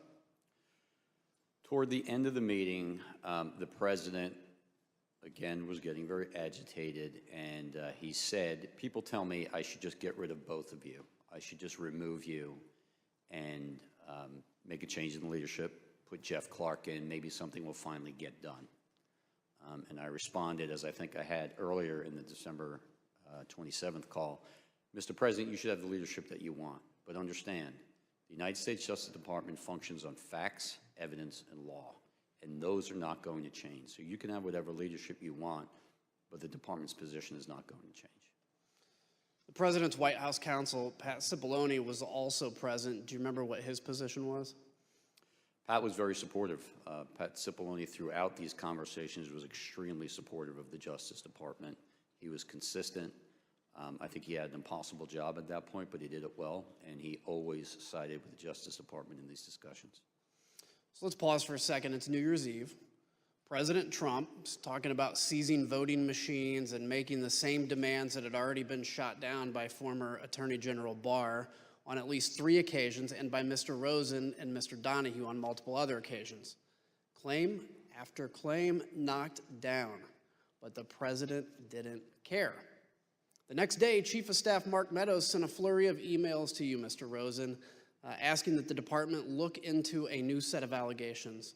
We're going to put those emails here on the screen. Here we see 3 requests made on January 1st. One email is a request from Mr. Meadows to you, Mr. Rosen, to send Jeff Clark to Fulton County. What did you do with this request? Well, really nothing. Certainly didn't send Mr. Clark to Fulton County, but that email was the first corroboration I had seen of Mr. Clark had told me at that point that the president was considering making the change by Monday, January 4th. So Mr. Meadows' email was something of a corroboration that there were discussions going on that I had not been informed about by Mr. Clark or anybody else. Interesting. The second request that you have is to have the Department of Justice lawyers investigate allegations of fraud related to New Mexico. Mr. Rosen, did you have concern about these emails? Yes. Really 2 concerns about that one. One was that it was coming from a campaign or political party, and it was really not our role to function as an arm of any campaign for any party or any campaign. That wasn't our role, and that's part of why I had been unwilling to meet with Mr. Giuliani or any of the campaign people before. And the other part was, it was another one of these ones where lots of work had already been done, and I thought it was a rehash of things that had been debunked previously. So the final email here included a completely baseless conspiracy theory that an Italian defense contractor uploaded software to a satellite that switched votes from Trump to Biden. The Select Committee investigation found that this wild, baseless conspiracy theory made it from the recesses of the internet to the highest echelons of our government. On December 31st, Mr. Meadows received this internet conspiracy theory from Representative Perry. On the screen now is the text that Representative Perry sent to Mr. Meadows, copying a YouTube link with the message, quote, "Why can't we just work with the Italian government?" The next day, the president's chief of staff sent the YouTube link to Mr. Rosen, who forwarded it to Mr. Donahue. Mr. Donahue, did you watch this video? I did, Congressman. How long was the video? Approximately 20 minutes. Let's just take a look at an excerpt of that video, if we may. What's being said out of Rome, out of Italy, is that this was done in the U.S. Embassy. That there was a certain State Department guy whose name I don't know yet. I guess this is probably going to come out in Italy at some point. And he was the mastermind, not the mastermind, but anyway, the guy running the operation of changing the votes. And that he was doing this in conjunction with some support from MI6, the CIA, and this Leonardo group. Mr. Donahue, what was your reaction when you watched that entire 20-minute video? I emailed the acting attorney general and I said pure insanity, which was my impression of the video, which was patently absurd. Mr. Rosen, you were asked by Mr. Meadows to meet with Mr. Johnson, who is the person in that video. What was your reaction to that request? So ordinarily, I'd get an email like this and there was no phone call. It would just, come over the transom. But this one, he called me, Mr. Meadows, and asked me to meet with Mr. Johnson. And I told him this whole thing about Italy had been debunked, and that should be the end of that. And I certainly wasn't going to meet with this person. And he initially seemed to accept that. He said, well, why won't you meet with him? I said, because if he has real evidence, which this video doesn't show, he can walk into an FBI field office anywhere in the United States. There's 55 of them. And he said, okay. But then he called me back a few minutes later and complained and said, I didn't tell you, but this fellow Johnson is working with Rudy Giuliani, and Mr. Giuliani is really offended that you think they have to go to a FBI field office. That's insulting. So couldn't you just have the FBI or you meet with these guys? And by then I was somewhat agitated and told him that there was no way on earth that I was going to do that. I wasn't going to meet with Mr. Johnson. I certainly wasn't going to meet with Mr. Giuliani. I'd made that clear repeatedly, and said that's the end of that. Don't raise this with me again. And so, because Mr. Donahue and I had been exchanging our views about this, I think it was 7:13 on a Friday night of New Year's Day, had run out of patience, and I sent the email that you're talking about, where I made pretty clear that I had no interest in doing anything further with this. Just to button this up, Mr. Donahue, did you receive a follow-up call from a Department of Defense official about this conspiracy? I did. I believe it was that same day. Can you give details on that at all? I received a telephone call from Kash Patel, who I know was a DOD official at that time, worked for, I believe, Acting Secretary of Defense Miller, and he didn't know much about it. He basically said, do you know anything about this Italy thing and what this is all about? And I informed him that the Chief of Staff had raised the issue with us in his office on December 29th, that we had looked into it a little bit. We had run the name that was provided to us by the Chief of Staff. I learned that that individual was in custody in Italy. He had been arrested for a cyber offense of some sort in Italy. The allegation was that he had been exfiltrating data from his company. He was either an employee or a contractor of that company, and he was in custody. That the whole thing was very, very murky at best, and the video was absurd.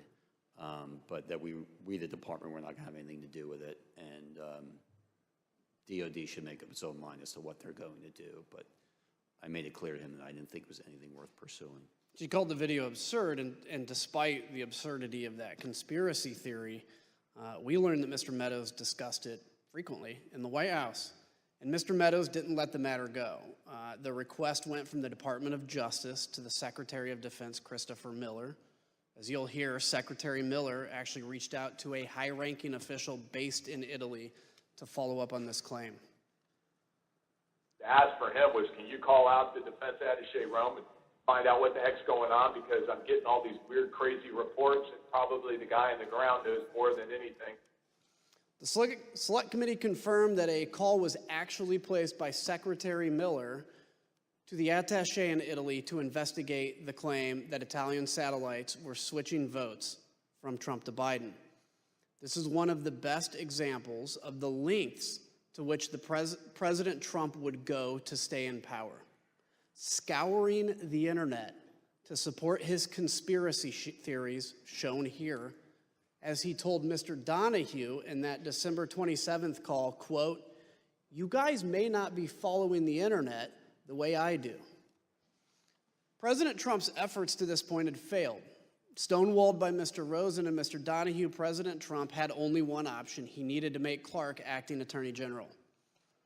Mr. Rosen, during a January 2nd meeting with Mr. Clark, did you confront him again about his contact with the president? And if so, can you describe that? So at this point, Mr. Clark had told us that the president had asked him to consider whether he would be willing to replace me, supposedly on a timetable by Monday, the 4th. And so I had told Mr. Clark I thought he was making a colossal error in judgment, but I also hoped to persuade him to be more rational and to understood what we had understood, that there's not a factual basis for the fraud assertions that are being made. So at this meeting, Mr. Donahue and I met with Mr. Clark, and I guess my hopes were disappointed in that Mr. Clark continued to express the view that he thought there was fraud, even though he had not been a participant in the department's review of that, and that he was dissatisfied that we knew what we were doing. So, but he had acknowledged that he had had further, I don't know if it was meeting or phone calls or what, but further discussion with the president, despite having, a week earlier said that if he wouldn't do that, and if he did, if he got an invitation to do that, he would let Rich Donahue or me know. So it was a contentious meeting where we were chastising him that he was insubordinate, he was out of line, he had not honored his own representations of what he would do, and he raised again that he thought that letter should go out, and we were not receptive to that. Did he tell you in that the president had offered him the job of acting Attorney General? That was a day later. On the 2nd, he said that the president had asked him to let him know if he'd be willing to take it. Subsequently, he told me that on Sunday the 3rd, he told me that the timeline had moved up and that the president had offered him the job and that he was accepting it. Well, let's ask about that. What was your reaction to that? Well, on the one hand, I wasn't going to accept being fired by my subordinate, so I wanted to talk to the president directly.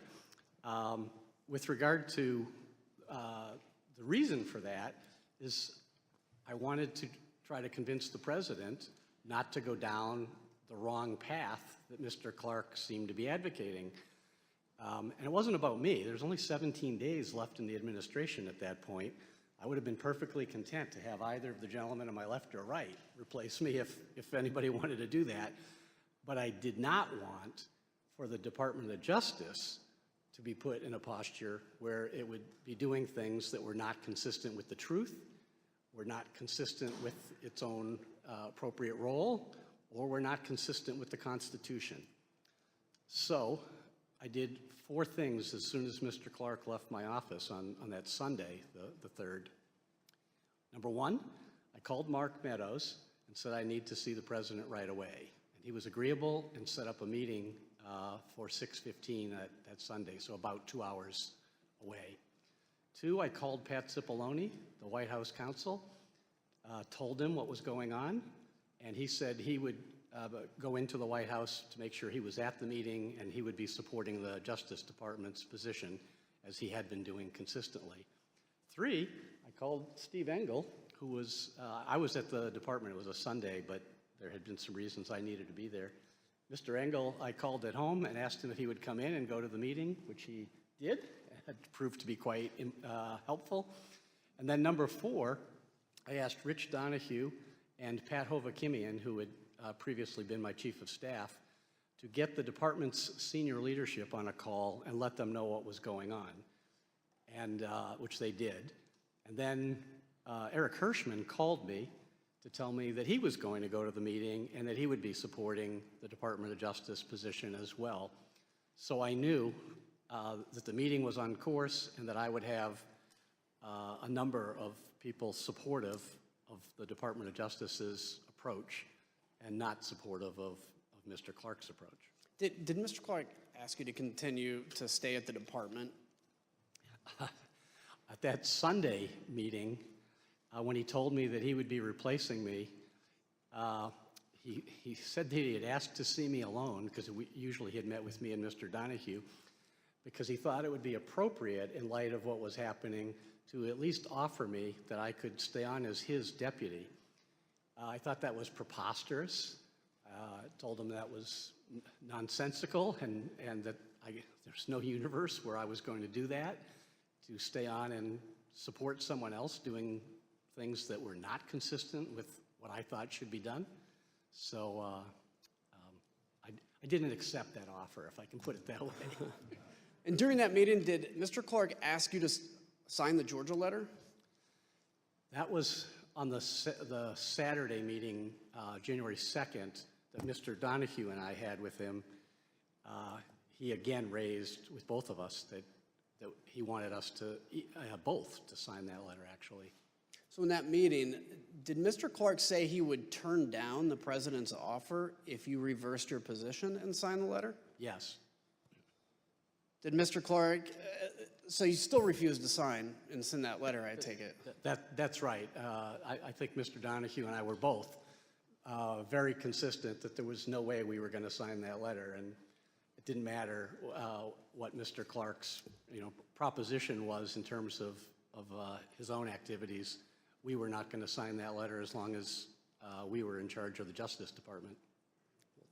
Thank you for that, by the way. Mr. Donahue, were you expecting to have to attend a meeting at the White House on Sunday, January 3rd?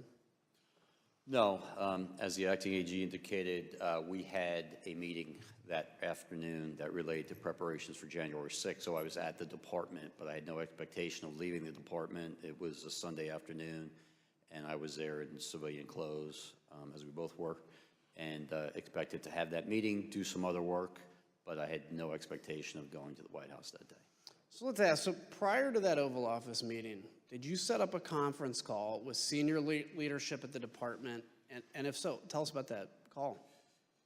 Yes, so obviously it was a bit of a scramble that afternoon to prepare for the Oval Office meeting. We had discussed on several occasions, the acting Attorney General and I, whether we should expand the circle of people who knew what was going on. It was very important that Steve Engel know, and that's why I reached out to Steve on December 28th, because if Mr. Rosen were removed from the seat and the president did not immediately appoint someone else to serve as Attorney General, just by function of the department's chain of succession, Mr. Engel would be in the seat. We wanted to make sure he knew what was going on should that occur. So the three of us knew. We also brought Pat Hovakimian in, so the four of us knew. But no one else, aside from Jeff Clark, of course, knew what was going on until late that Sunday afternoon. We chose to keep a close hold because we didn't want to create concern or panic in the Justice Department leadership. But at this point, I asked the acting AG, what else can I do to help prepare for this meeting at the Oval Office? And he said, you and Pat should get the AAGs on the phone, and it's time to let them know what's going on. Let's find out what they may do if there's a change in leadership, because that will help inform the conversation at the Oval Office. Pat Hovakimian subsequently set up that meeting. We got most, not all, but most of the AAGs on the phone. We very quickly explained to them what the situation was. I told them, I don't need an answer from you right now. I don't need an answer in this phone call, but if you have an answer, I need it in the next few minutes. So call me, email me, text me, whatever it is, if you know what you would do if Jeff Clark is put in charge of the department. And immediately Eric Dryben, who was the AAG of the Civil Rights Division, said, I don't need to think about it. There's no way I'm staying. And then the other AAGs began to chime in turn, and all essentially said they would leave. They would resign en masse if the president made that change in the department leadership. Incredible. I'd like to look at the assistant attorney generals on the screen. If we can pull that up, have their pictures. Did every assistant attorney general you spoke to, as you said, agree to resign? Macon Delrahim was not on the call only because we had some difficulty reaching him. But yes, the other people on the screen were on the call, and all, without hesitation, said that they would resign. So as part of the Select Committee's investigation, we found that while Mr. Rosen, Mr. Donahue, and Mr. Engel were preparing for their meeting at the White House, Jeff Clark and the president were in constant communication beginning at 7 a.m.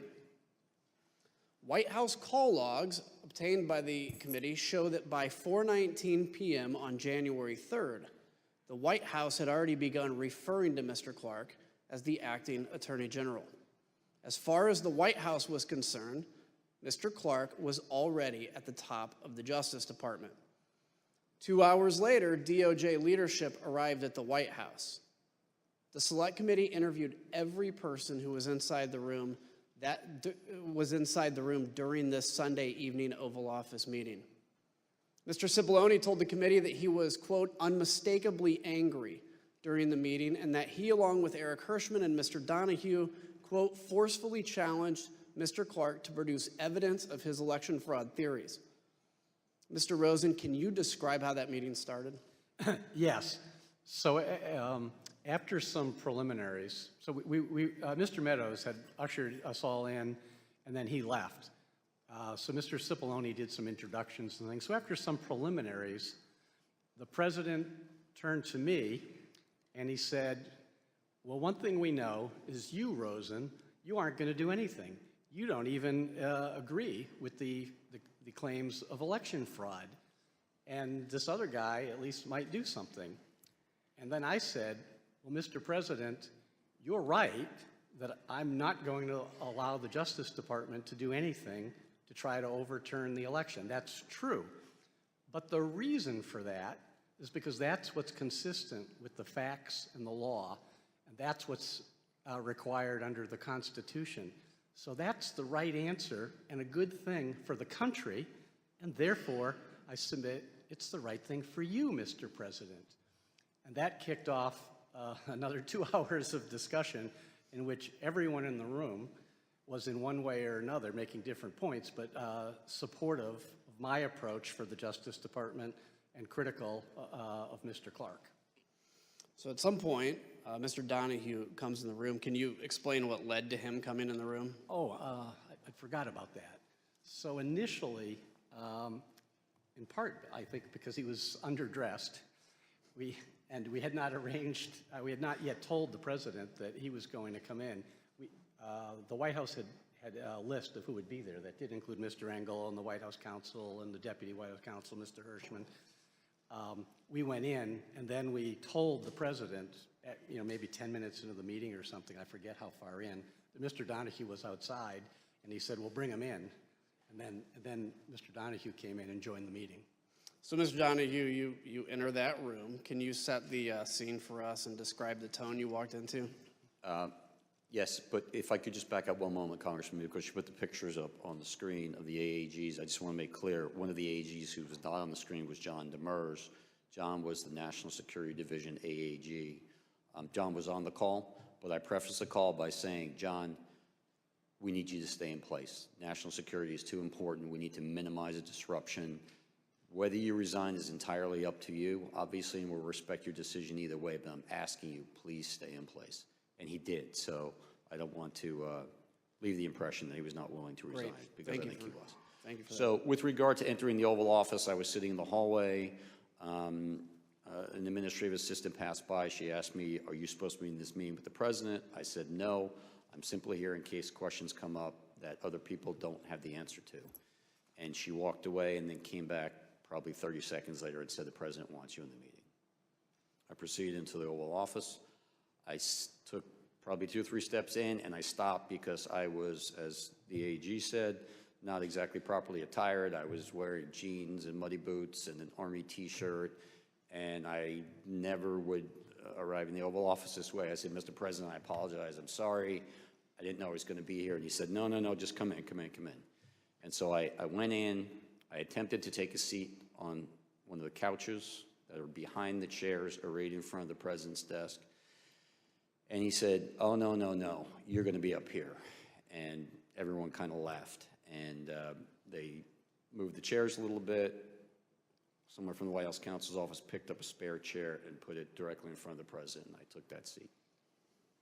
Was there discussion about Mr. Clark? Can you kind of enlighten some of what that discussion was? Yes. So the conversation at this point had moved beyond the specific allegations, whether it was State Farm Arena or Antrim County or Pennsylvania or whatever. We had discussed those repeatedly, and that was backdrop to the conversation. But the conversation at this point was really about whether the president should remove Jeff Rosen and replace him with Jeff Clark. And everyone in the room, I think, understood that that meant that letter would go out. So that was the focus. It was about a 2.5-hour meeting after I entered, and so there were discussions about the pros and cons of doing that. Early on, the president said, what do I have to lose? And it was actually a good opening because I said, Mr. President, you have a great deal to lose. And I began to explain to him what he had to lose. And what the country had to lose and what the department had to lose. And this was not in anyone's best interest. That conversation went on for some time. Everyone essentially chimed in with their own thoughts, all of which were consistent about how damaging this would be to the country, to the department, to the administration, to him personally. And at some point, the conversation turned to whether Jeff Clark was even qualified, competent to run the Justice Department, which in my mind, he clearly was not. And it was a heated conversation. I thought it was useful to point out to the president that Jeff Clark simply didn't have the skills, the ability, and the experience to run the department. And so I said, Mr. President, you're talking about putting a man in that seat who has never tried a criminal case, who's never conducted a criminal investigation. He's telling you that he's going to take charge of the department, 115,000 employees, including the entire FBI, and turn the place on a dime and conduct nationwide criminal investigations that will produce results in a matter of days. It's impossible, it's absurd, it's not going to happen, and it's going to fail. He has never been in front of a trial jury, a grand jury. He's never even been to Chris Wray's office. I said at one point, if you walked into Chris Wray's office, 1, would you know how to get there? And 2, if you got there, would he even know who you are? And do you really think that the FBI is going to suddenly start following your orders? It's not going to happen. He's not competent. And that's the point at which Mr. Clark tried to defend himself by saying, well, I've been involved in very significant civil and environmental litigation. I've argued many appeals in appellate courts and things of that nature. And then I pointed out that, yes, he was an environmental lawyer, and I didn't think that was appropriate background to be running the United States Justice Department. Did anybody in there support Mr. Clark? No one. Mr. Rosen, it was you he was going to replace. So what was your view about the president's plan to appoint Mr. Clark? Well, as I alluded to earlier, the issue really wasn't about me. It would have been fine, as I said, to have had Rich Donahue replace me. I would have said, great, I get 17 days vacation or something.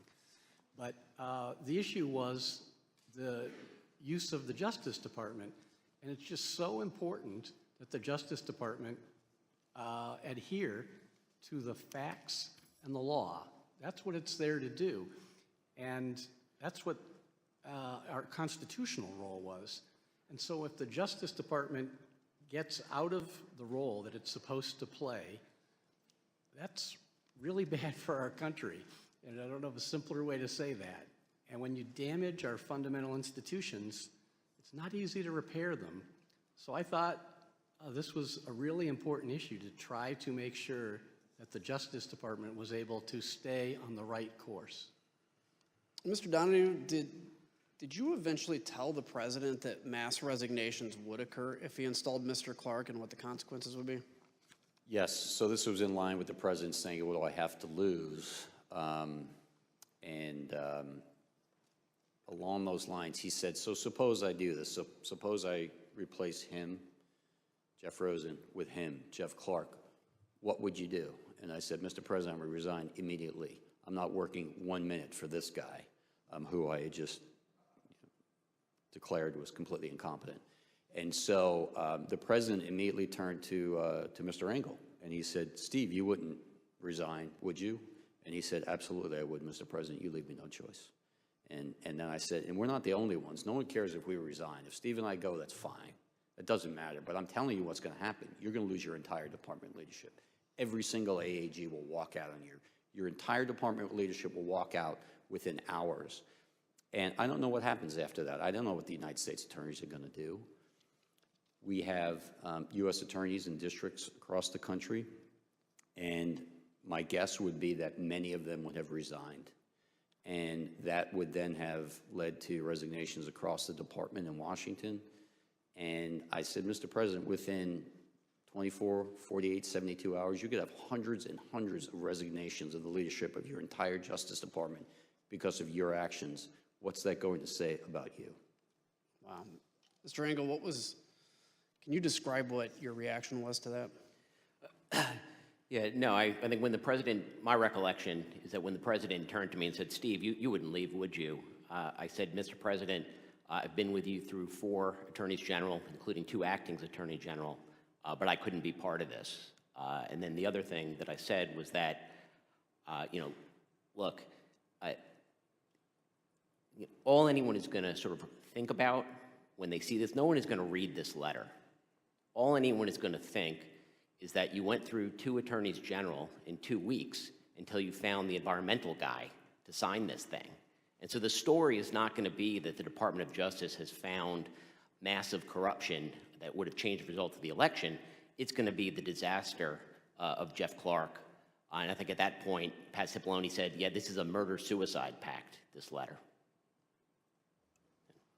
And I would note too, Congressman, that it was in this part of the conversation where Steve pointed out that Jeff Clark would be left leading a graveyard, and that comment clearly had an impact on the president. The leadership will be gone. Jeff Clark will be left leading a graveyard. Again, the premise that, which as Mr. Donahue has said, but that Mr. Clark could come in and take over the Department of Justice and do something different was just an absurd premise. And all he was doing, Mr. Clark, by putting himself forward, was blowing himself up. And if the president were to have gone that course, it would have been a grievous error for the president as well. Mr. Cipollone, the White House counsel, told the committee that Mr. Engel's response had a noticeable impact on the president, that this was a turning point in the conversation. Mr. Donahue, towards the end of this meeting, did the president ask you what was going to happen to Mr. Clark?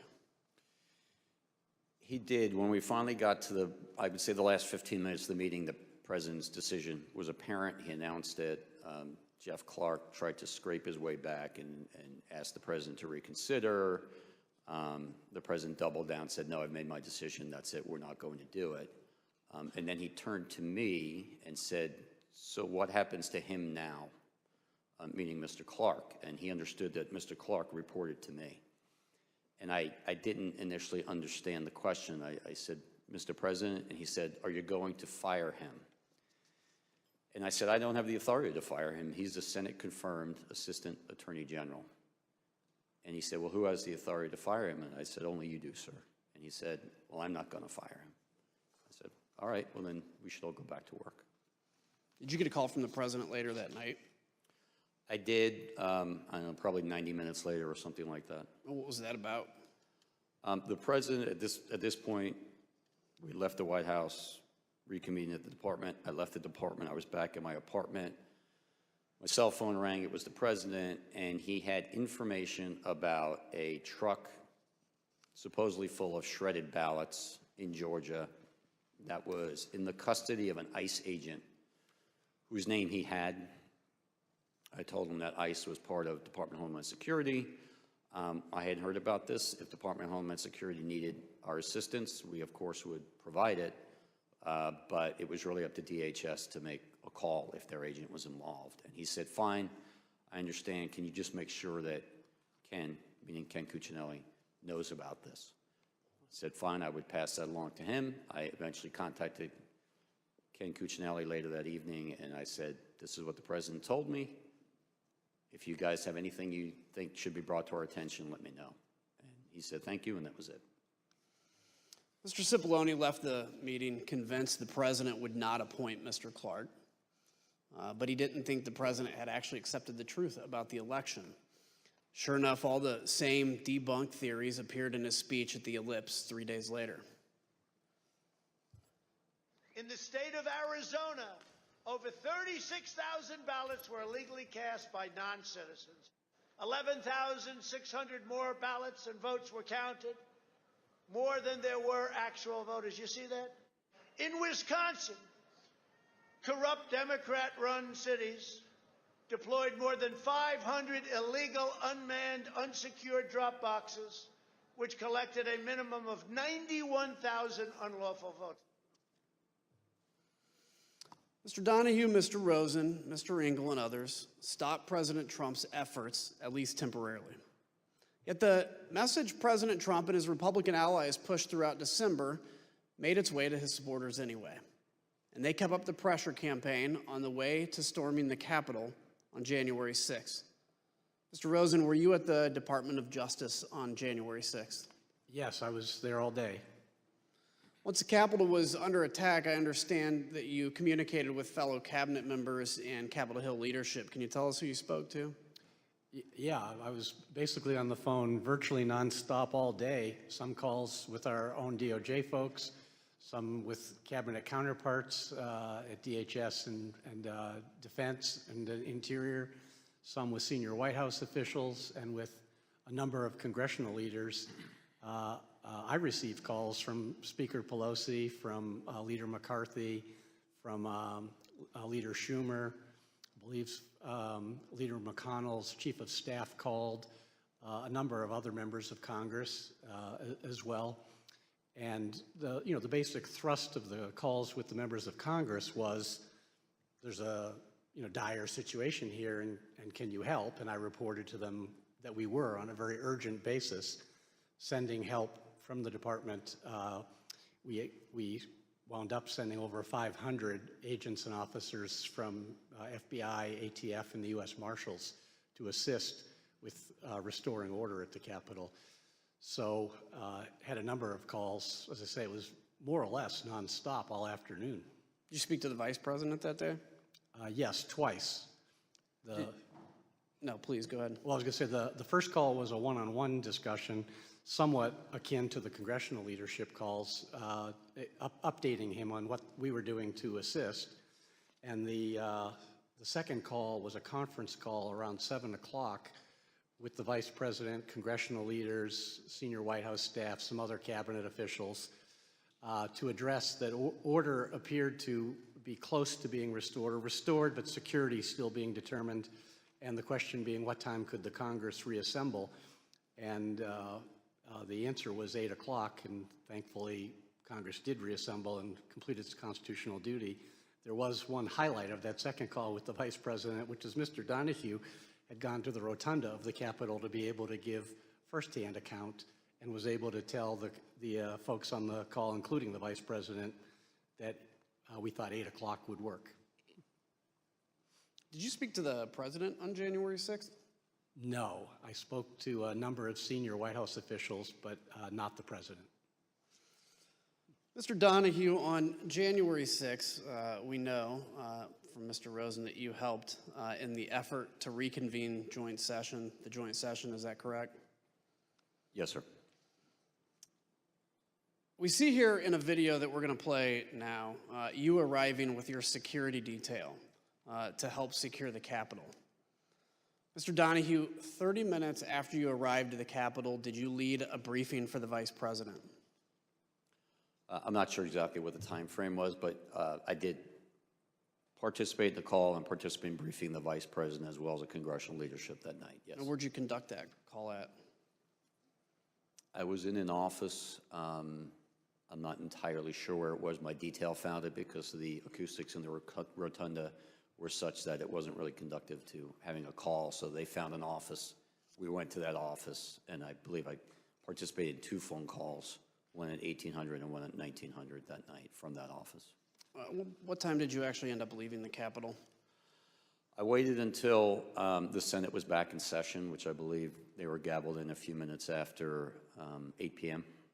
And once they were back in session and we were confident that the entire facility was secured and cleared, that there were no individuals hiding in closets or under desks, that there were no IEDs or other suspicious devices left behind, I left minutes later. I was probably gone by 8:30. And Mr. Donahue, did you ever hear from President Trump that day? No. Like the AG, the acting AG, I spoke to Pat Cipollone and Mark Meadows and the vice president and the congressional leadership, but I never spoke to the president that day. So in today's hearing, we've showcased the efforts of the Americans before us to stand up for democracy. Mr. Rosen, Mr. Donahue stayed steadfastly committed to the oath they take as officials in the Department of Justice. On January 6th itself, they assisted during the attack while our commander-in-chief stayed silent. Their bravery is a high moment in the sordid story of what led to January 6th. My colleagues and I up here also take an oath. Some of them failed to uphold theirs and instead chose to spread the big lie.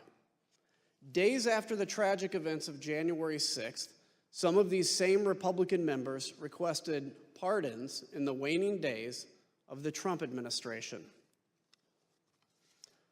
5 days after the attack on the Capitol, Representative Mo Brooks sent the email on the screen now. As you see, he emailed the White House, quote, pursuant to a request from Matt Gaetz, requesting a pardon for Representative Gaetz, himself, and unnamed others. Witnesses told the Select Committee that the president considered offering pardons to a wide range of individuals connected to the president. Let's listen to some of that testimony.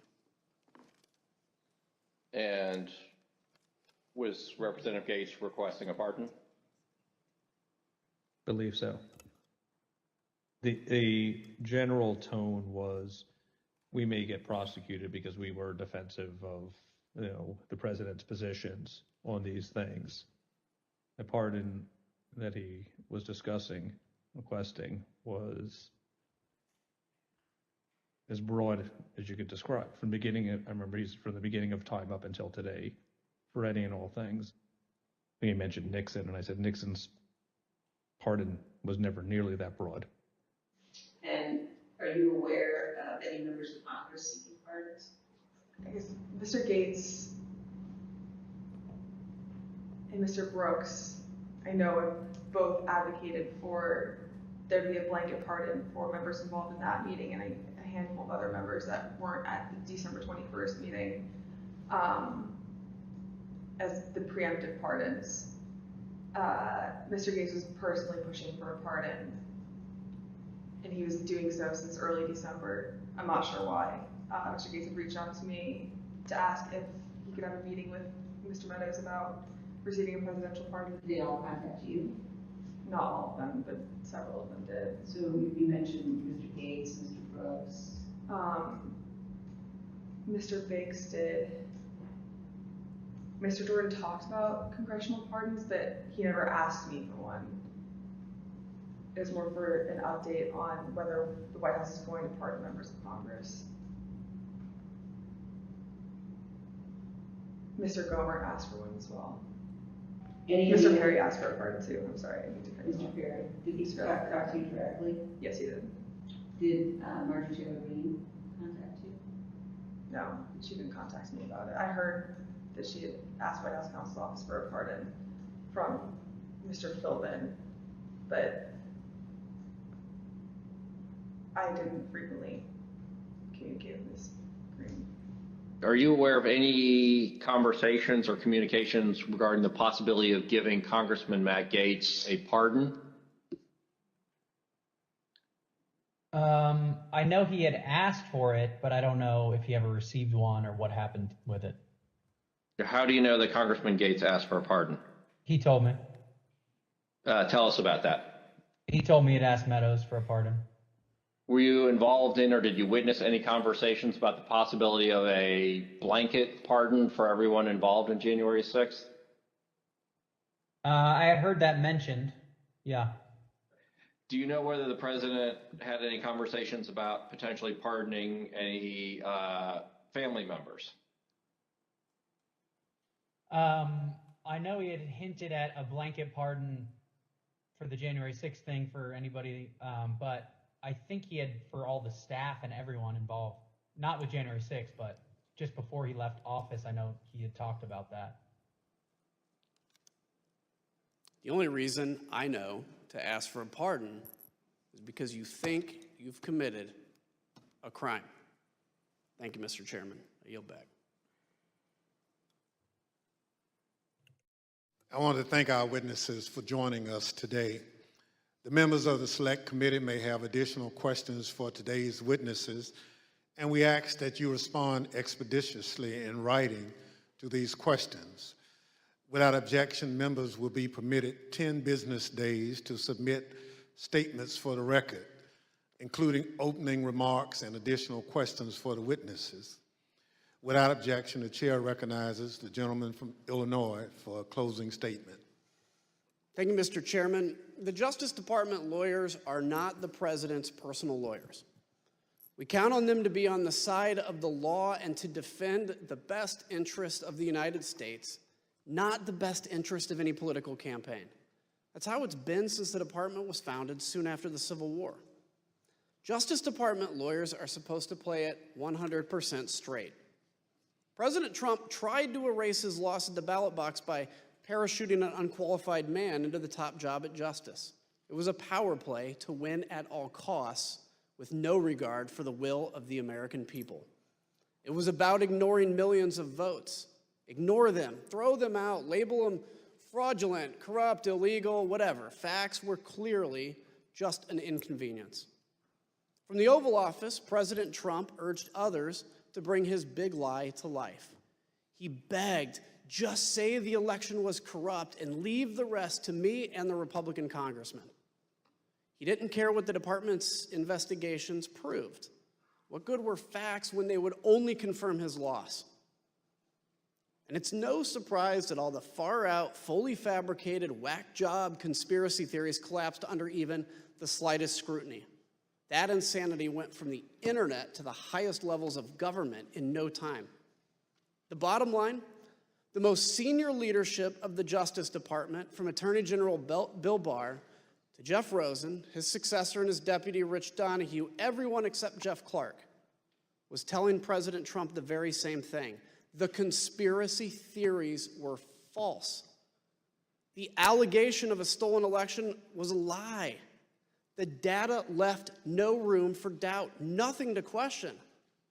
And the Constitution left no room for President Trump to change the outcome of the election. But we're here today because the facts were irrelevant to President Trump.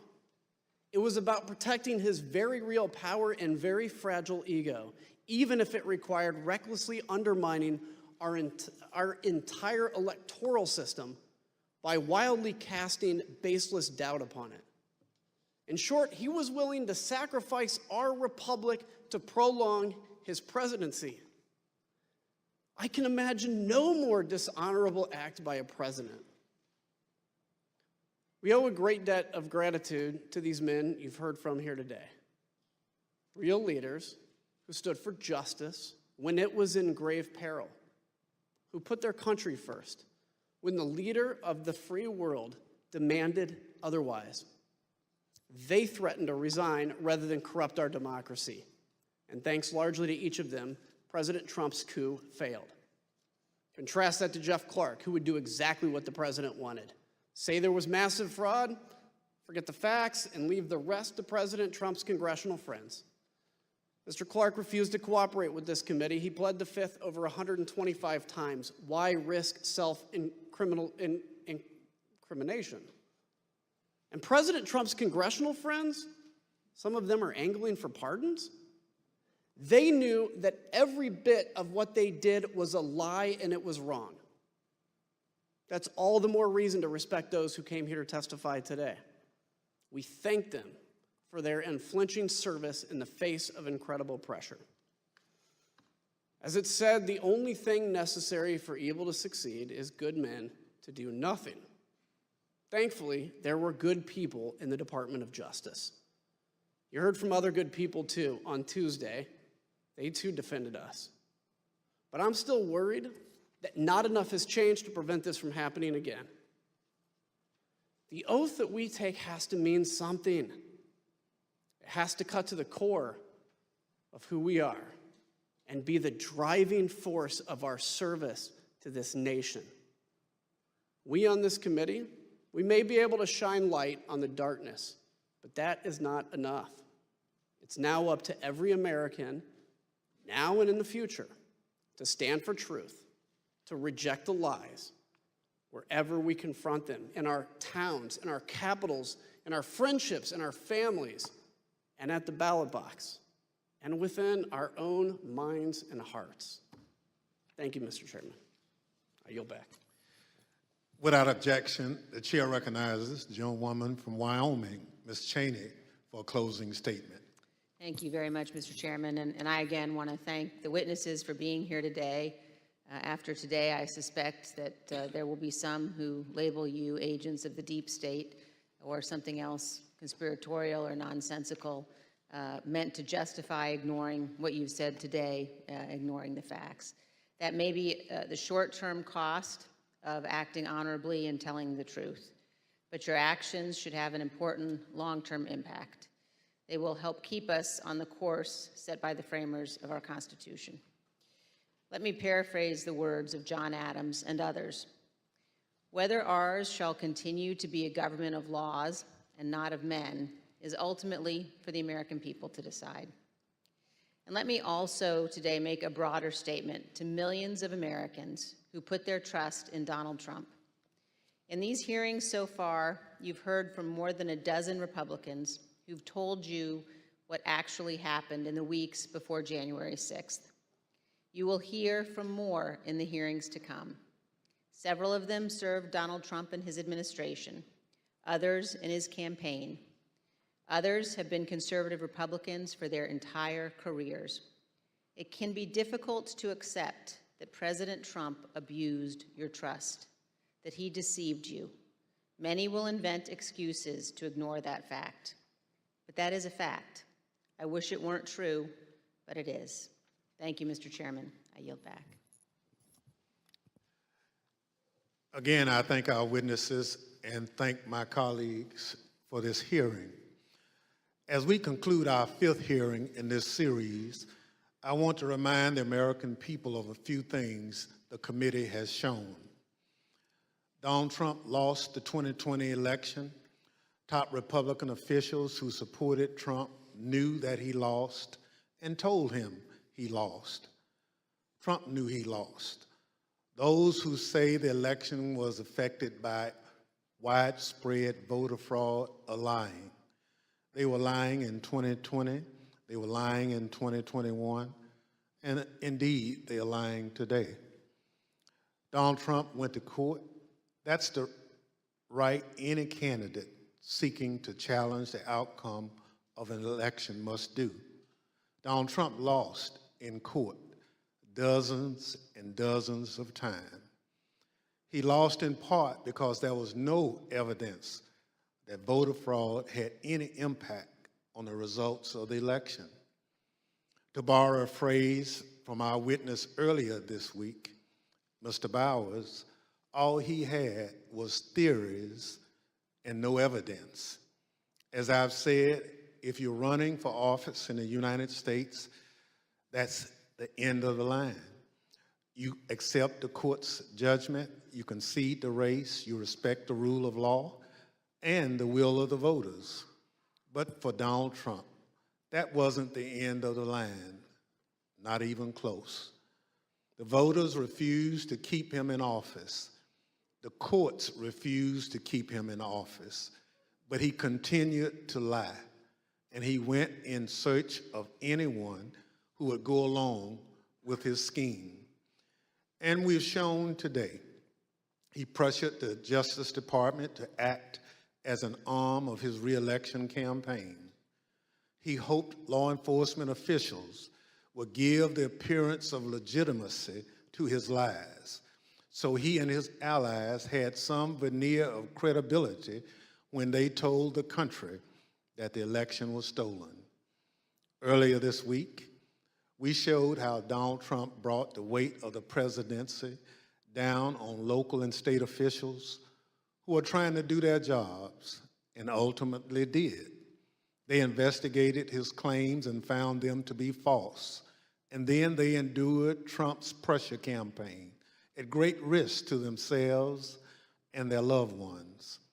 And of course, there was a scheme to get the former Vice President, Mike Pence, to violate the law and the Constitution by rejecting the Electoral College votes on January 6th and blocking the peaceful transfer of power.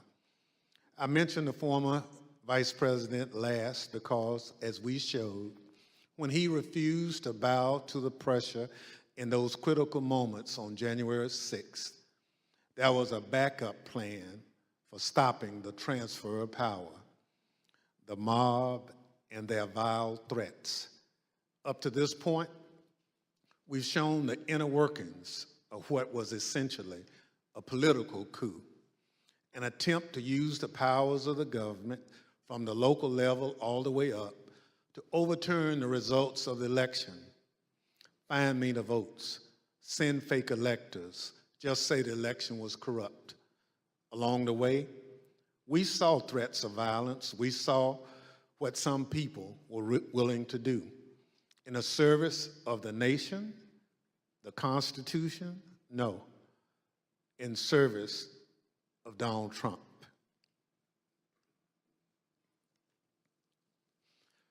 When the Select Committee continues this series of hearings, we're going to show how Donald Trump tapped into the threat of violence, how he summoned the mob to Washington, and how, after corruption and political pressure failed to keep Donald Trump in office, violence became the last option.